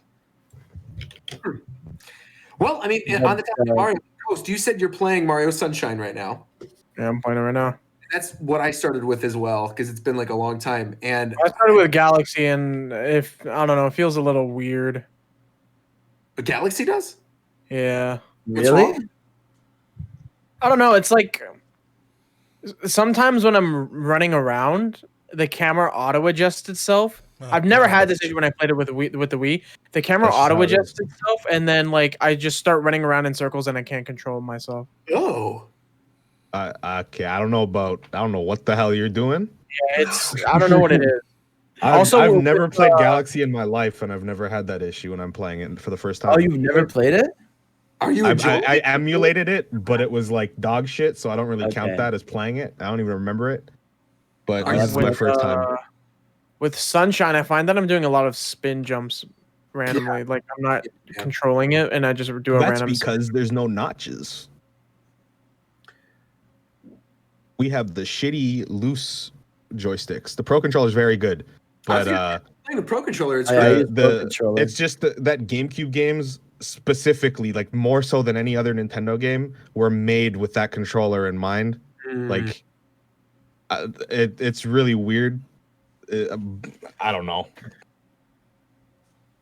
I mean, I'm liking it. I know I put out that tweet because Zeph, you commented on it where I said Rico Harbor's top 5 Mario stage of all time, but I mean it. Yeah. Like, I was doing some of the 100 coin challenges, and I just like exploring that level and going up the girders and swimming and riding the back of the bloopers. It's just fun, man. It's legit. Yeah, I feel you. Like I was worried because like out of all these, like Sunshine hasn't been ported to anything. Like at least like Galaxy and Galaxy 2 were ported to a Wii U, but like Sunshine, I was so worried because obviously I played it as a kid and I loved it. And like over the years, obviously people being like, oh, Sunshine's a device, Sunshine's this, but playing it out, like it really is like, yeah, it has some like jank to it and weird levels, but like overall, like the movement's so good, the level design's really fun, the environments are so good. Like I don't know, like it's just so it's just fun. It's like a really fun one. Like yeah, see, it's divisive because I don't agree with a single thing you just said. Right, which is I mean that's what I'm saying. Yeah, exactly. Yeah. There's definitely a lot of stuff in there where if you like, okay, so people know this about the podcast. I'm not a huge platformer fan, and I never really have been. And I think one thing that I like about Sunshine, which is something that maybe I shouldn't like about it, but I love it, is the hover button. Like being able to hover with the floor. Yeah. If I mistime a jump or something and I just like move the camera around and then I float back to where I wanted to go, I like that. I legitimately really like that. And I think me too. having that access to just that one extra little thing and knowing, okay, I always sort of have a little bit of a safety net allows me to go, because I think like in Odyssey, you don't really like lose anything for trying, right? You lose what, 10 coins if you die or something? Yeah. Like Odyssey, it's just a very easy game to want to explore in. And I feel like not so much Galaxy, because Galaxy, there's always plenty of coins too, but like some of the older Mario games in particular, it's like you don't want to try a lot of things because you know you're going to lose a life and you know you're going to die. Right. And in Sunshine, I don't know, having that extra button and just like the weird stuff that's in the game, like how the enemies look, like the weird way Monty Mole and the Goomba. Yeah, everything looks so weird in that game. Bizarre. And you're like, why the heck did they make it like this? But I like it. I like that makes it stand out to me. Yeah, I agree. And I like it still feels awesome to use the rocket or to use the jet nozzle and fly super high in the sky or like the thing where you get across the water. I tried I think that was the thing that Zeph, I want to say you're the one talking to me about it, where you save your rocket power.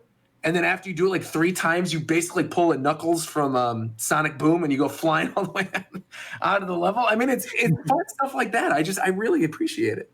Yeah, I really like it. Yeah. Like to me, it's like because I'm playing all 3 of these at once. I think I have around like 50 like stars or whatever in each game. Like I'm kind of playing in that style. Yeah. And it's just really fun because like when I play 64, I'm like, yeah, some of this ages poorly. Like I'm right now, I'm at the desert level. It's horrible. It's like a horrible level.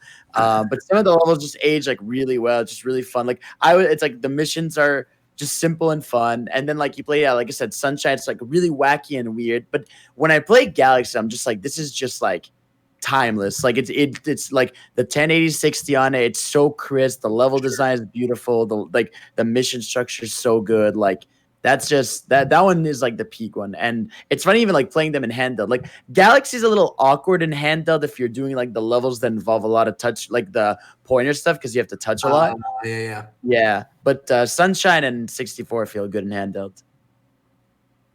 The Galaxy, I feel like, is unequivocally the best of the group. Absolutely, yeah. I always felt like Galaxy was the best of the 3. So it is. Because it's easily the flawless one. Like, there's nothing like, I get maybe like you could be disoriented with stuff, but like level design and music and everything about it is just like really special. Yeah.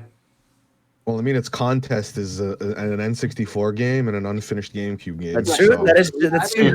Yeah. But either way, like Galaxy people like always put in like their top 2 or 3 Mario games. Yeah, it's just really good. I do, though, agree with everybody. I wish they did put in Galaxy 2.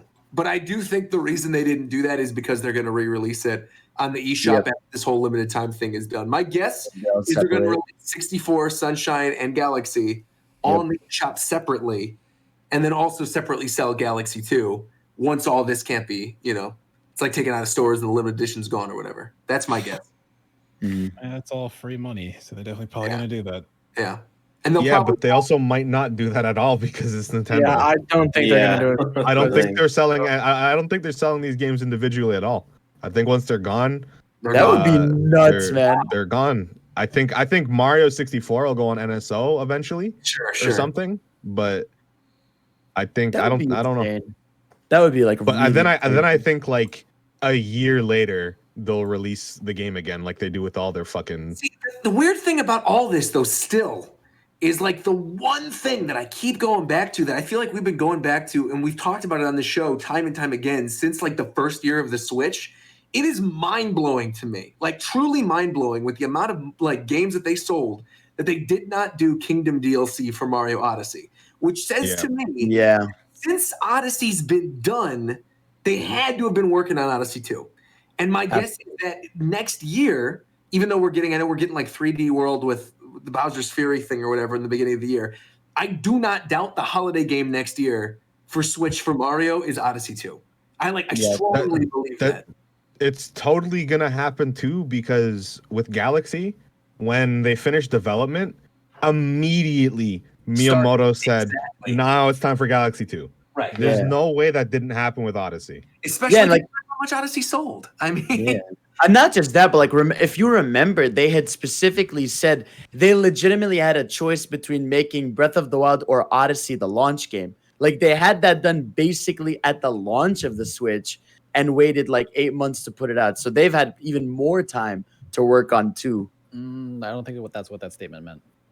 No, like no, because they had said that basically they had it ready for launch, but they chose to put Zelda first, and yeah, they ended up polishing it more. They said you could go find. I'm pretty sure that's what they said, but it's more that obviously they've had like a shit ton of time to work on Odyssey too. I think Fidel just said something that's going to get us in trouble. Last week it was me bringing up that Mario RPG rumor, and this week it's going to be Fidel bringing up that. That's not a rumor. They said that. I'm not. This is an insider info. There were so many, seeing so many weird like threads, and I was getting linked to them on Twitter and stuff where it was like Rogers Base leaks that they're making Mario RPG remake. I'm like, that's not. Oh yeah. I just brought up like something I saw on Twitter. I wasn't. It was ridiculous. I can't say anything on this show, man. It's wild. Nintendo just shut down a fan game, so you know we're getting something new soon. What game? Probably. It was a very unscrupulous Princess Peach themed sex game. Not suitable for work content. Right. They're not safe for work Peach game. That's right. I mean, I wouldn't be shocked if we get a Princess Peach. Sort of weird to cease and desist. What was the Peach game that was on DS? Super Princess Peach. Super Princess Peach. Yeah. That's a good ass game. Where she uses the Vibe Scepter as her weapon. What? You heard him. Yeah. Yeah, we'll see. Huh? She uses the Vibe Scepter and her emotions to fight because why not? Yeah, isn't that what Peach's Final Smash is partially based on? It's like the emotion part of Super Princess Peach. Dude, I want them to make a Rosalina game. I want them to do Endless Ocean, but in space with Rosalina. That's what I want. I want them to put Pauline in more stuff. Who? I hope I so. think they will. Pauline's got to be in the new Mario Kart. She's definitely going to be playable in 3D World. She's just got to be. Not a chance. Because Side character forever. The fucking aren't they having a fifth thing character? where people were saying that this is the most ambitious Wii U port. There's definitely going to be new characters. Well, Bowser's Fury, I think we even talked about this in the last episode, seems like it's going to be some like challenge world or something like that. Yeah. I mean, that would technically be ambitious. I mean, I don't think they've added full-on worlds to games that they've ported over, right? My bet is it's a world filled with levels a little less difficult than Champions Road. Okay, there you go. Yeah. I don't think it's gonna be like harder than that because then like new people that just jump in will be like, the fuck? I feel like it's going to be more than a world. I feel like it's going to be like a huge chunk of content. Yeah, I think it's going to be very big too. Because I think the biggest thing about 3D World is just how much shit there was in that fucking game. There's like 3 secret worlds in that thing. Yeah, it's crazy. Yeah, there's a lot. Yeah, there are a ton of levels. You reach the quote unquote final level, and then there's like 3 more final levels, and then you unlock a secret world, and then you unlock another secret world, and then you unlock another secret world, and one of the levels in that secret world has like 10 fucking things to do in it. So it's insane. If Mario next year would be their holiday title, when do you think we'll get Zelda in the middle of the year again, or like in March? Zelda and Mario would be the holiday title because if you want to have a really killer launch for a new Switch, and Breath of the Wild 2 is the one that takes advantage of the new system if it has any type of it's most likely going to have some type of 4K capability in a dock, right? And you have Breath of the Wild 2 rendering at 4K. You would then have, a Mario game and a Zelda game. And why not do a repeat of what they did in the first year that obviously worked so well for them? You have the mainline Mario, you got the mainline Zelda, do both. They're not going to eat up each other. Different audiences do it. Especially because I don't believe, I know people think we'll get Metroid Prime 4 next year. I don't think it's coming until minimum mid 2022. Minimum. So my next year probably 2D Metroid. 2D Metroid's probably next year. Yeah, maybe 2D Metroid next year. Well, we know we're going to get Kirby next year because they've been developing that Kirby game for like 3 years, and it's ambitious. And I mean, Kirby's something announced, in like the January Direct for a March release or something. If we end up getting one, I say like as if we're going to get a Direct, as if we know when we get. You can't predict that anymore. Crazy world we live in, yeah. Yeah, but we'll see, man. We'll see. Also, just to touch on what Roger said, developers have said that Nintendo asked them to make their games 4K ready. It's not just something Roger said. It's right. That is something. I just want everyone to know. Thank you. Appreciate that. I appreciate that. Looking out for me. Thank you very much. All right. Well, the last thing we have to talk about, then we got to talk about that Smash rumor. I mean, because there's a lot of Smash rumors going around right now. This all sort of started where there was a advertisement in Japan that expired on October 4th, where they were talking about the Challenger Pack and the new character. I really don't think that's anything. You don't think the assumption is that we're going to get a character announcement? Wait. Are we talking about the advertisement thing? Yeah. Yeah, it's because the reason that people, I don't know if you know or not, Shofu, I'm just going to explain. The reason that people get excited is because literally every single time that ad popped up, we've gotten shit pretty soon after. I think it was with Banjo. It was with I think was Joker was just Game Awards. It was with Banjo. Are they replacing it yet, or they're just taking it down? Hitman. What do you mean? Hero. Terry. Aren't they? Didn't it say they're taking that ad down on the 4th? Isn't that what they said? The ads are only up for a limited amount of time. Yeah, they come up for a bit, and then when the ads go down, the character's usually out. Okay. That's the whole thing. People just think a new character's coming because it happens every time. Happened with Terry too. Yeah, so like it literally just been happening every time with the DLC characters. Except for Joker and Piranha Plant, obviously. And realistically, it has been a very, very long time. If you take into consideration March. Min would have been in a normal year. Shadow dropped at E3. Not shadow dropped. I mean, we would have known, but it would have come out at E3, and then we would have gotten the announcement of the second character at E3 as well, with then a release probably around this time.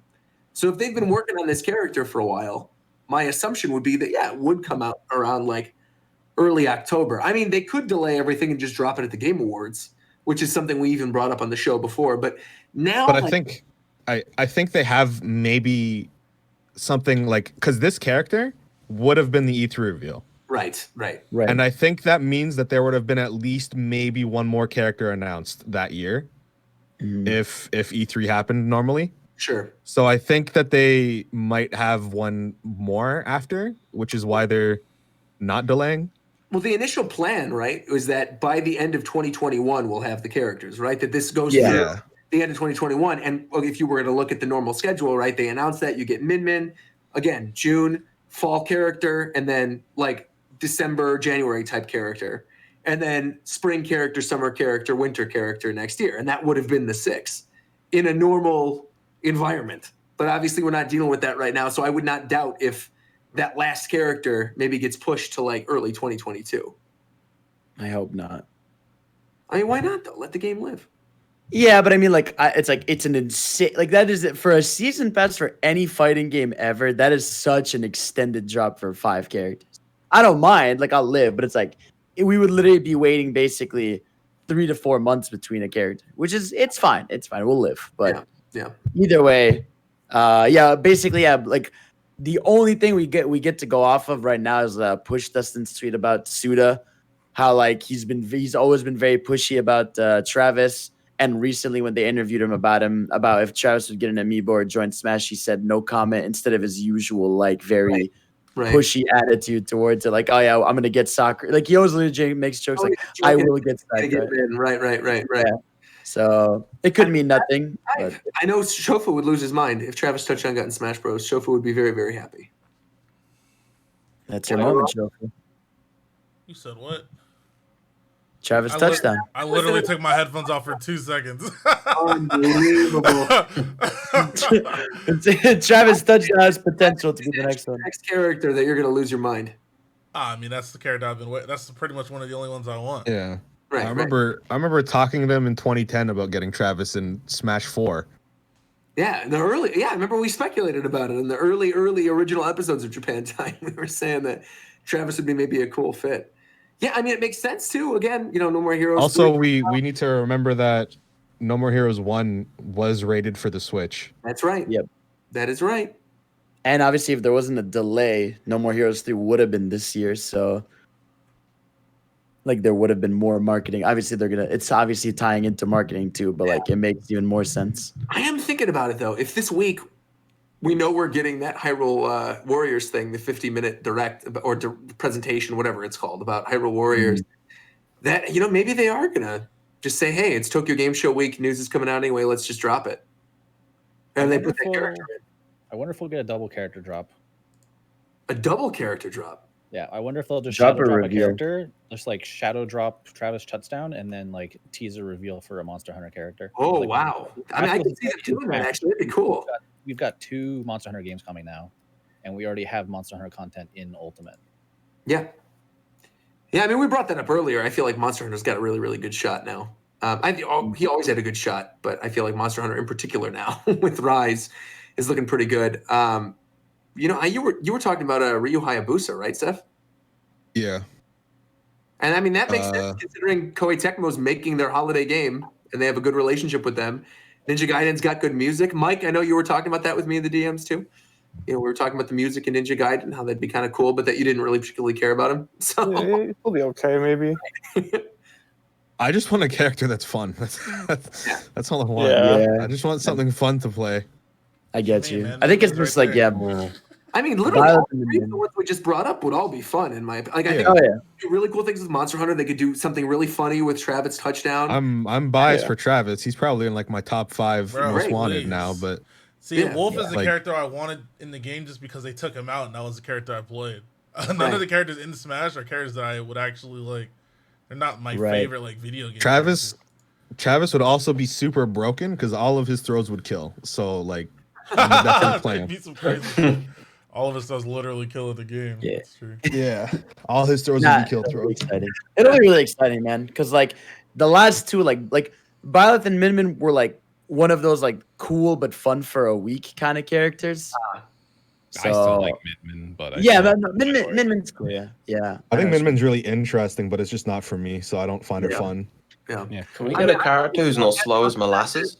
Yeah, like we're fucking really overdue for someone fast. So I think it's Travis time. Travis could be fast. Yeah, they could do something cool with him. He is fast. He's very fast. Yeah. Give him the dual lightsabers. You can tell Sakurai's doing his damnedest to not repeat Smash 4 Bayonetta. Oh, yeah, without a doubt. He's trying so hard not to put in a $5 busted ass character. I've like been out of the scene. I haven't really been like following anything. Like, has Violet? I think the only DLC characters that are like really good are Joker and Terry. Yeah, people Joker, are rating Min very highly as well. Really? We haven't seen any tournament, like actual tournament though. Sure, of course. We don't know. Yeah, Mimi's Nair is broken, so she's got to be good. That shit. Yeah. I wonder what Travis's like trailer would look like. If we were gonna put him in there, what they'd want to do for that, or if it would just be gonna start with like him in the bathroom or something. Man, it sucks that like it's probably going to be its own presentation because the Travis trailer would definitely be a fake out trailer where you don't even know it's Smash for like a minute. It was like no more. Yeah. Yeah. Because it'd be easy because yeah, nobody's yeah. fucking seen gameplay of the new game at all. So, well, not Yeah. really. It would totally start as like a No More Heroes 3 It's gonna like let- CG trailer. Yeah, It's yeah. gonna then it's be Smash. Travis like sitting on a couch, and it's gonna be a shot of him. You can see like the light of the TV on his face, and he's like playing a video game. And it's gonna show that for a bit, and then he's gonna like die and get pissed off, and then it's gonna show that he's playing Smash, and he's gonna jump in the game and start whooping people's ass himself. That would be I incredible. would actually love that.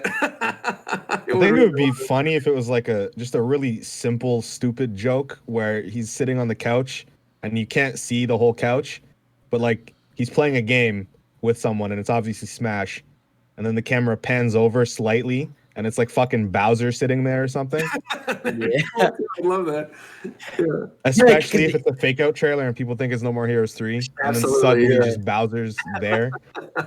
Yeah, but like even if it is like a Smash presentation, like I hope the trailer isn't like like the fucking Byleth one. The second you see, like you're like, Yeah, oh, that shit was this is ass. Byleth. That Yeah, was like, ass. Sakurai even mentioned that during it. He's like, you're gonna know who this is immediately. yeah, and it's like obviously with Min Min we knew because they had announced it would be an arms And rip. it So was it's like, on the just- top, yeah, so you knew. yeah.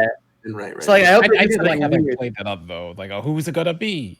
Oh, for sure, yeah, that Oh, was a yeah. cool aspect. I was ready to be burned the whole time, even though the ramen shop was the first cut. Yeah. But yeah, I would love if it's just like something like, I don't know, we see Bowser doing something and then it like leads to Travis instead of just being like, oh, there's this obvious like art style for Travis and Tim. Make it cool, I'm Sakurai. curious. We haven't really talked about this in a while. Like, what would you say was your favorite reveal trailer?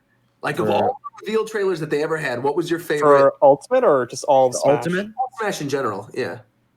Oh. It was all Smash. All of Smash. Probably the Fire Emblem with Captain Falcon one. Yeah, that's a top tier one. That was so Robin? good. Yeah, that was really good. That was good. But I'm so biased that so it's Sonic for me. Yeah, I'm with Yeah, it. Yeah. Sonic's I like check the dojo every day. That Yeah, was I the remember that one too. day where I didn't check it. My friend did check it. I was in a class and they were watching a movie. I asked the teacher, this is middle school, hey, can I look at something on the computer? I'm in the corner geeking out about Sonic Smash Brothers. Like, I was definitely Sonic. It's my favorite Mega Man, I like actually. Heroes. Yeah, Mega Man's up there. Mega Man one's I think- really good. In terms of the quality of like the trailer and the reveal, one that I think is slept on quite a lot is actually Greninjas. Oh, the Greninja one is so good. Really good. Oh my god! But in terms of the magnitude of the reveal, it has to be Clouds for me. Yeah, Clouds literally gave me chills. If we're talking like trailer though, like just not like magnitude of reveal or anything, but trailer, it's got to be the Belmonts. That shit looked like a fucking movie, bro.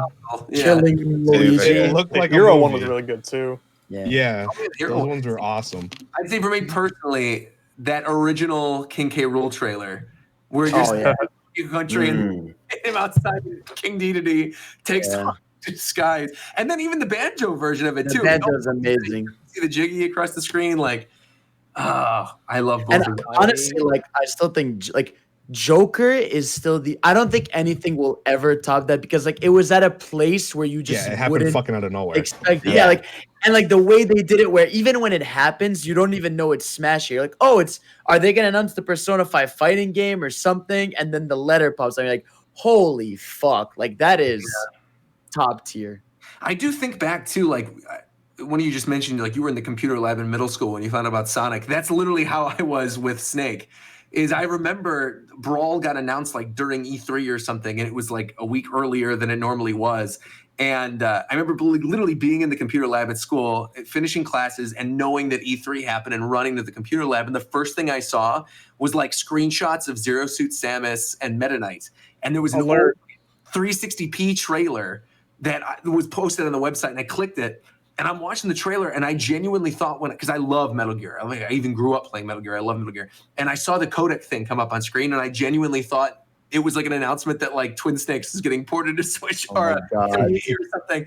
And then they start talking, and he's like, "Okay, Snake, have you heard about this thing called Smash Bros? We've had this invitation for you to join." And I, again, in my like middle school computer lab, screamed at the top of my lungs. I could not believe this. I remember like my broadcasting teacher walked in. He's like, "Roger, are you okay?" I'm like, "Snake's in Smash Bros." Oh my god. Who is Snake? What is Smash Brothers? Yeah, I remember I was when I literally remember the Smash 4 reveal. I was in a math class. I had my earphones on the back. And as soon as I saw Mega Man, I straight up ran out of the class into the bathroom just to fucking lose my mind. Like, holy shit, Mega Man is in Smash. I was just losing my fucking mind. And I just kept rewatching that trailer. Like, that is such a godly trailer, man. With Mega Man and Smash, I remember very vividly that day. I just decided to skip school for no reason and walk home. Lucky. And then I got to watch E3. They were calling you. Man. There's been even like a lot of really good ones. I'm thinking about it now. We even brought up. Inkling trailer announced, of course. Like that trailer. Okay, the Inkling trailer though, like the reason that trailer's hype is not because of Inkling. Yeah, I think it's like, oh, this is like some new Splatoon game. You're just kind of watching it, and then all of a sudden, it's just like, oh, holy shit, is that a new Link? And like, all this stuff. Yeah, exactly. That's what it was. You see Champion Link, and you're like, oh my god, this is a new Smash Brothers. We're not getting a port. Up to that point, like the early rumors from everybody was that we were getting a Smash 4 port on Switch with all the DLC. And so you see the Champion Link, and you realize, no, this is going to end up being a new game. Yeah, and it brought you your spine. I mean, that's when I screamed in the route. So yeah, and I remember like recognizing like I literally knew from the CG style of the like when I saw the Inklings, I was like, this is the Smash CG style, and I was fucking like, already losing it. Amazing. If anyone cares, Halo 3 ODST just came out on Steam for $5. Oh yeah, I was gonna say that. I was definitely for like a hot second, but did we talk about the Brawl trailer?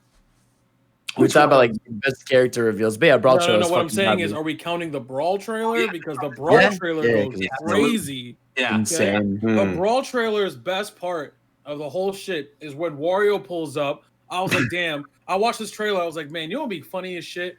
Wario would be so dumb in this game. He pulls up, he farts and sets off a nuke. There's a title sequence. It goes black, and then Snake pops up. You're like, yo, what the? Am I on crack? That's crazy, bro. I was like, I have to be on crack. Like, it's going on. Like, just the fact. Actually, that is. Because Wario's never fucking farted before. That was the first time, bro. So you definitely like, yo, did I just snort a line? What the fuck? It's not even that. If you like, hold on. Because I was watching it on stream just now while y'all were talking. If you look here, Wario pulls up. First of all, they reveal Pit. They reveal Zero Suit Samus, and then they reveal Wario literally within 10 seconds. Yeah, it's fucking insane, man. Wario pulls up in the desert like it's fucking Red Dead Redemption, and then he fucking explodes and sets off a nuke by farting. The title sequence happens, and then all you hear is Snake. Like, you're like, am I on I'm on heroin right now. I'll never get over the fact that in this trailer, like right at the start, you see all the characters going into their new appearances. Mario with the more detailed denim, Link gets Twilight Princess look, and then you see Kirby, and Kirby just looks around, nothing fucking happens. Many times. And fucking like, oh snap, Meta Knight, that's cool. But like the fact who the fuck is Pit? Like I was like, cool. The Pit just pulls up. Yeah, and you're like, who the fuck is this? The new design wasn't the one from the trophy in Melee. It wasn't like what people were expecting. He splits apart the bow and turns them into swords, and you're like, what the heck? Like I was for certain. I was 100% certain that I was on crack cocaine. Like I was so certain. So that's the only way this makes sense. The debates of like, what the hell is Zero Suit Samus? Is this its own character? Like, this really is, rewatching it on stream right now, this really is a good one. Bro, and the thing is, again, it's just the contrast. You see right here, Wario pulls up, everyone's like, lol, Wario, and I'm like, Wario? It's my favorite Mario character. Bro, what the hell? What the hell? He explodes.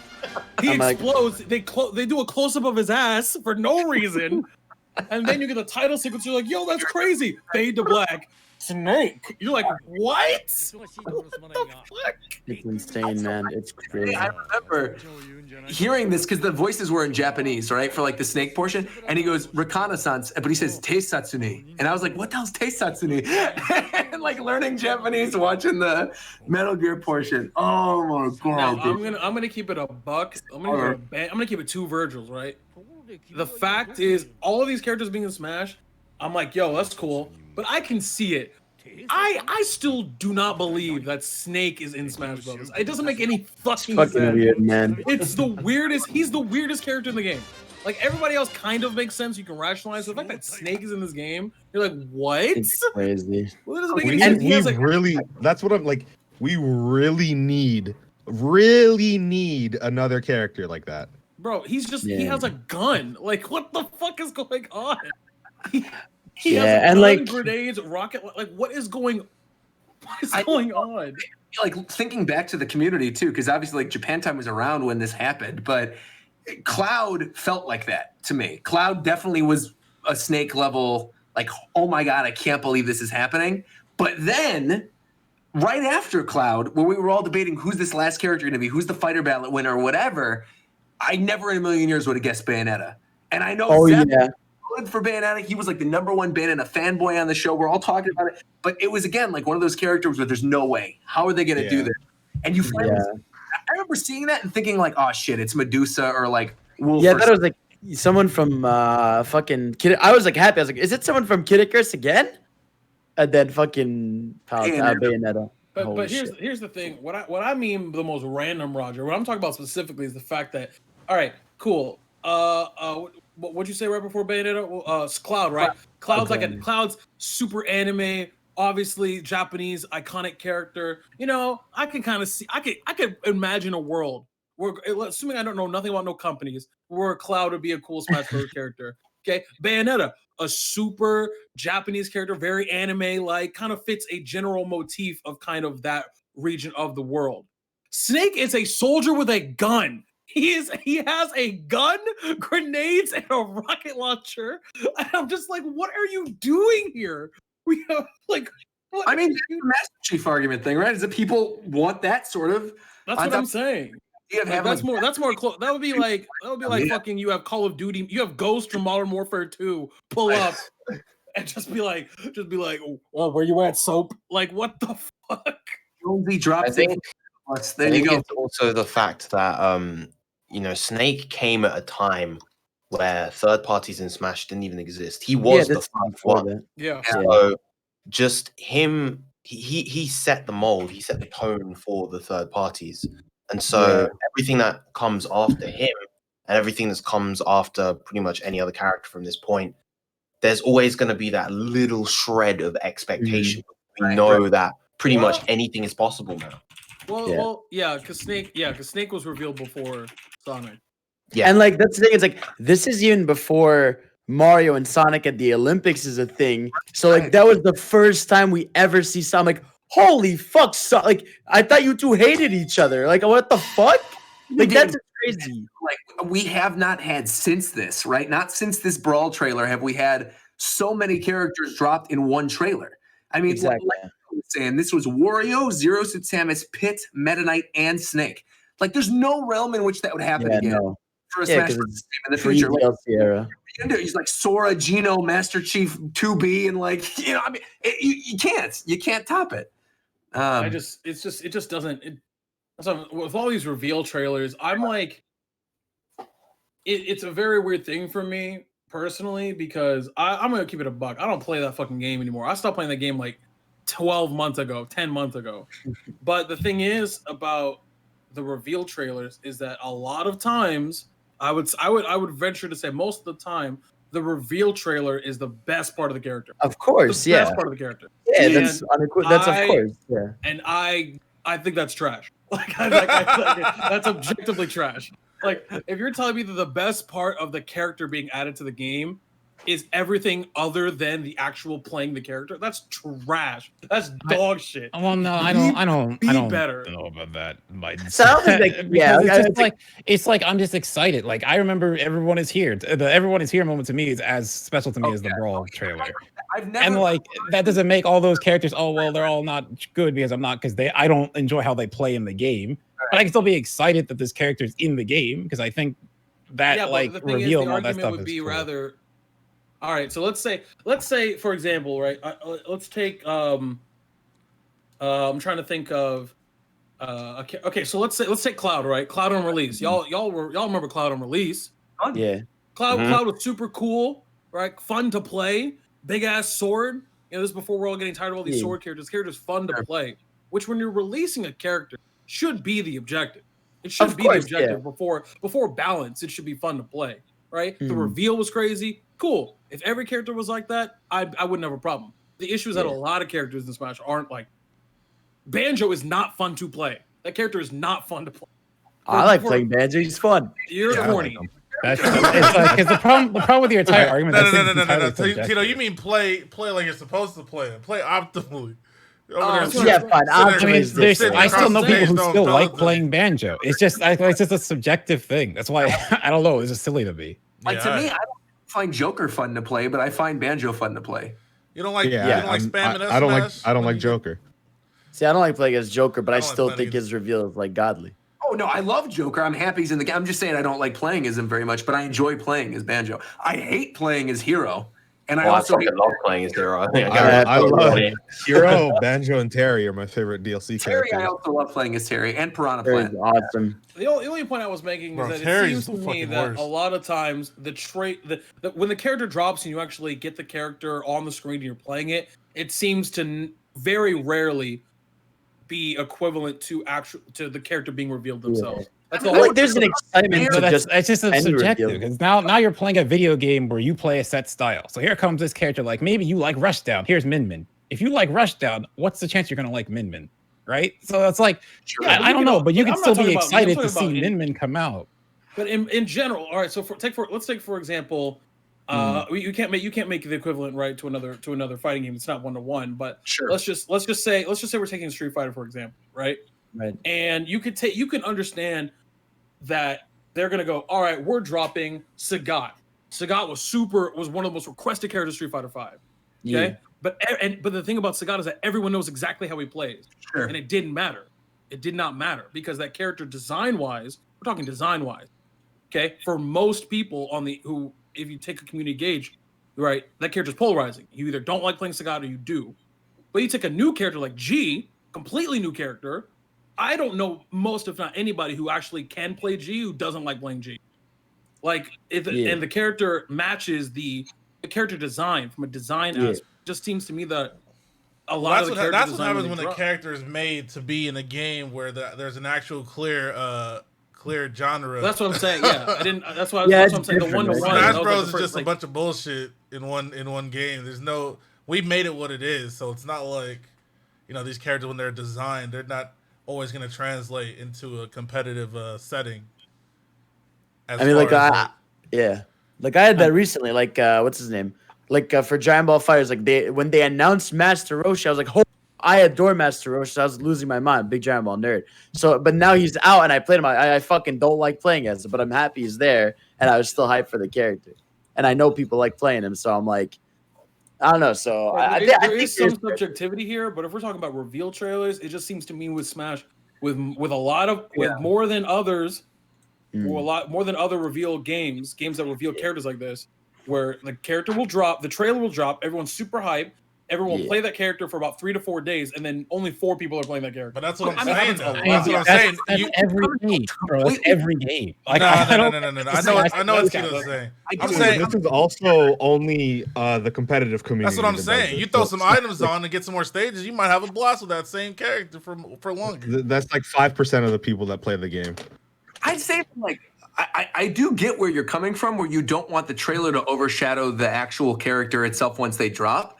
But I feel like a good recent example of that is Terry, right? Because Terry didn't have a lot of hype from like a casual sort of audience. Like King of Fighters is kind of niche, but the trailer itself was really cool, right? Even if you didn't know what King of Fighters was before that, you're like, oh, this is neat. Like it's got this retro aesthetic to it. You're meeting the other King of Fighters characters. And then you actually play the character, and it's, again, I don't know if it is subjective, like McDareth is saying, but to me, I've never met somebody who didn't like Terry. Not. Man, Terry can suck my fucking schlong. I hate that character. Oh my god!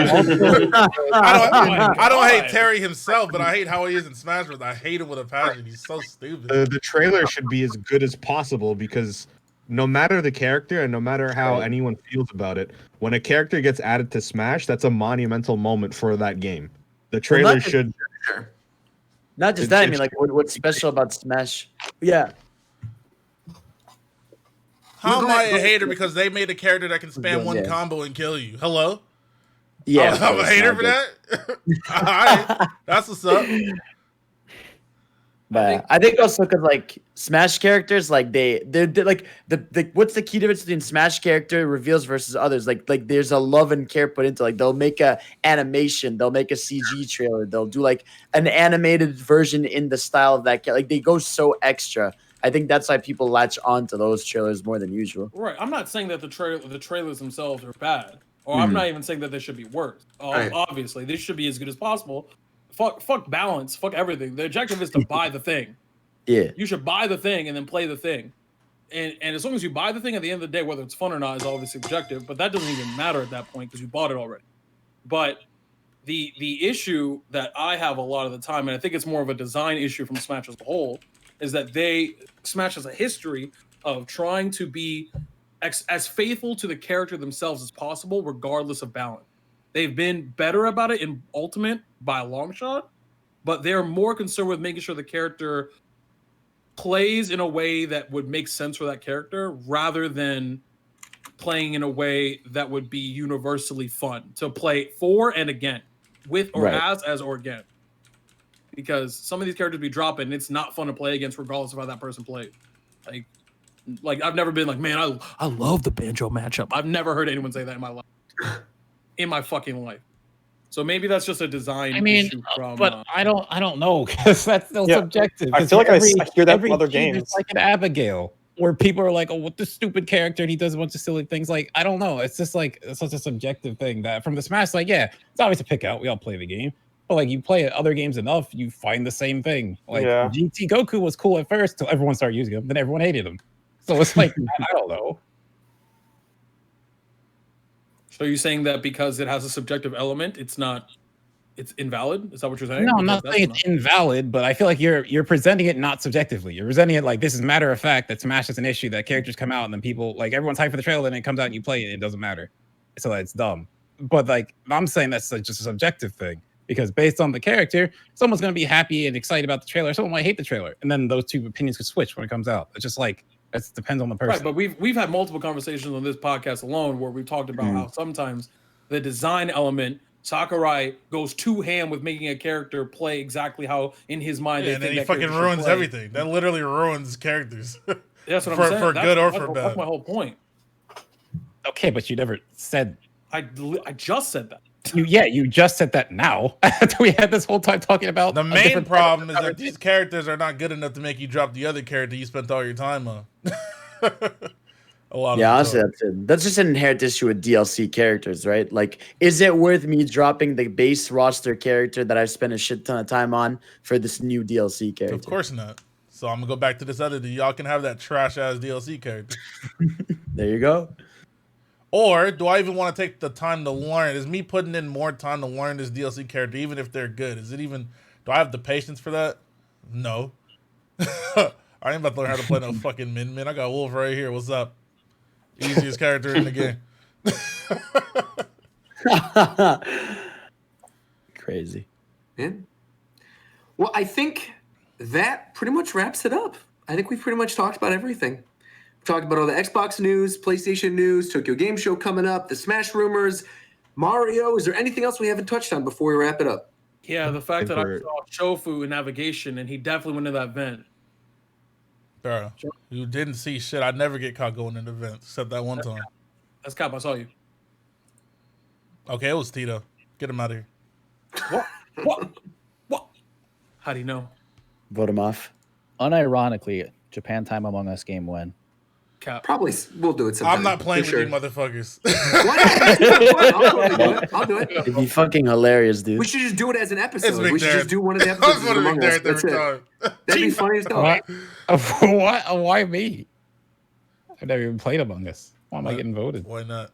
I never played it either. But that's good. That's why we wait. I haven't played it yet either. I'll hold it off until we do a Japan Time. We'll play together. That'll be the episode. Guys, what does it mean if my name's red? Yeah, I'm gonna go ahead and get up out of here, man. Hey, so I have an extra button. It says kill. What do I do? Bro, I saw Shofu kill someone, so I hopped in a vent and waited until he left. Yeah, I had a friend be like, they're like, wait, how do you vent again? I was like, all right. So I walked into Cam's, right? And I was like, man, it's pretty spooky. The lights are off. And I was like, damn, Shofu went to that vent. I wish I could go in there, but it wouldn't let me. Is that a bug? That's a bug. Guys, it says lights are off, but I can still see. What's wrong?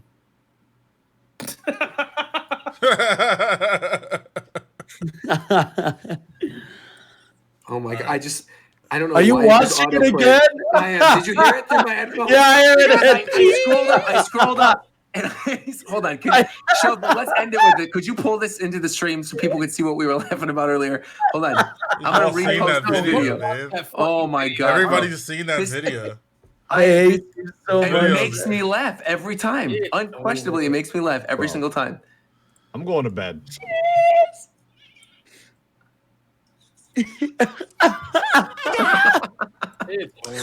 Why does he look like a Goomba from Mario? Some cheddar cheese! This video is fucking terrifying. What the hell? Some yogurt! Some cheese! I hate this video, bro. This is not the content I need at 5 a.m. The content I need at 5 a.m. is my god, bro! Oh my god. Why does he eat like this? This is a lie! So this man had to conceivably think of this video idea and was like, I'm doing this. Oh, no, that guy was on crack cocaine. All right, we're done. We're done. We'll see you guys next week. Bye, everybody. Or whenever. Maybe not next week. Sometime soon. All right. I mean, wait. We got Tokyo Game Show this weekend. What do you mean? All right. Yeah, but we'll see. Maybe Monday. Maybe Ah, Monday. there's maybe news. Friday. Don't you Who knows? run from it. Maybe next Friday. Maybe next Monday. Maybe there's gonna be one next week. Probably. Just wait. I will be 1 year older. Oh, We'll wish you a happy birthday. Damn, you old. Now you about to be 45? That's what's up. No. Wait, what? You're You're gonna be 45? You are 47 years old. Don't talk to me. Bro, I know you're not talking. Your knees don't even work anymore. You about I 57, know you're bro. not talking about you 8 minutes to get out of bed because your back don't work. Bro, I know you're not talking. You gotta blend up your solid food before you eat it, nigga. I know you're not talking. Where's your AARP card, you OP? Oh my Bro, god. I know you're not talking. You live in a fucking retirement home right now. You're not talking. We've been out to eat. You're like, I get the senior discount looking nice. But you don't even have to ask for it. I know you're not talking. You look like old man Jenkins. Shut up. I know you not talking. Looking like that. Okay.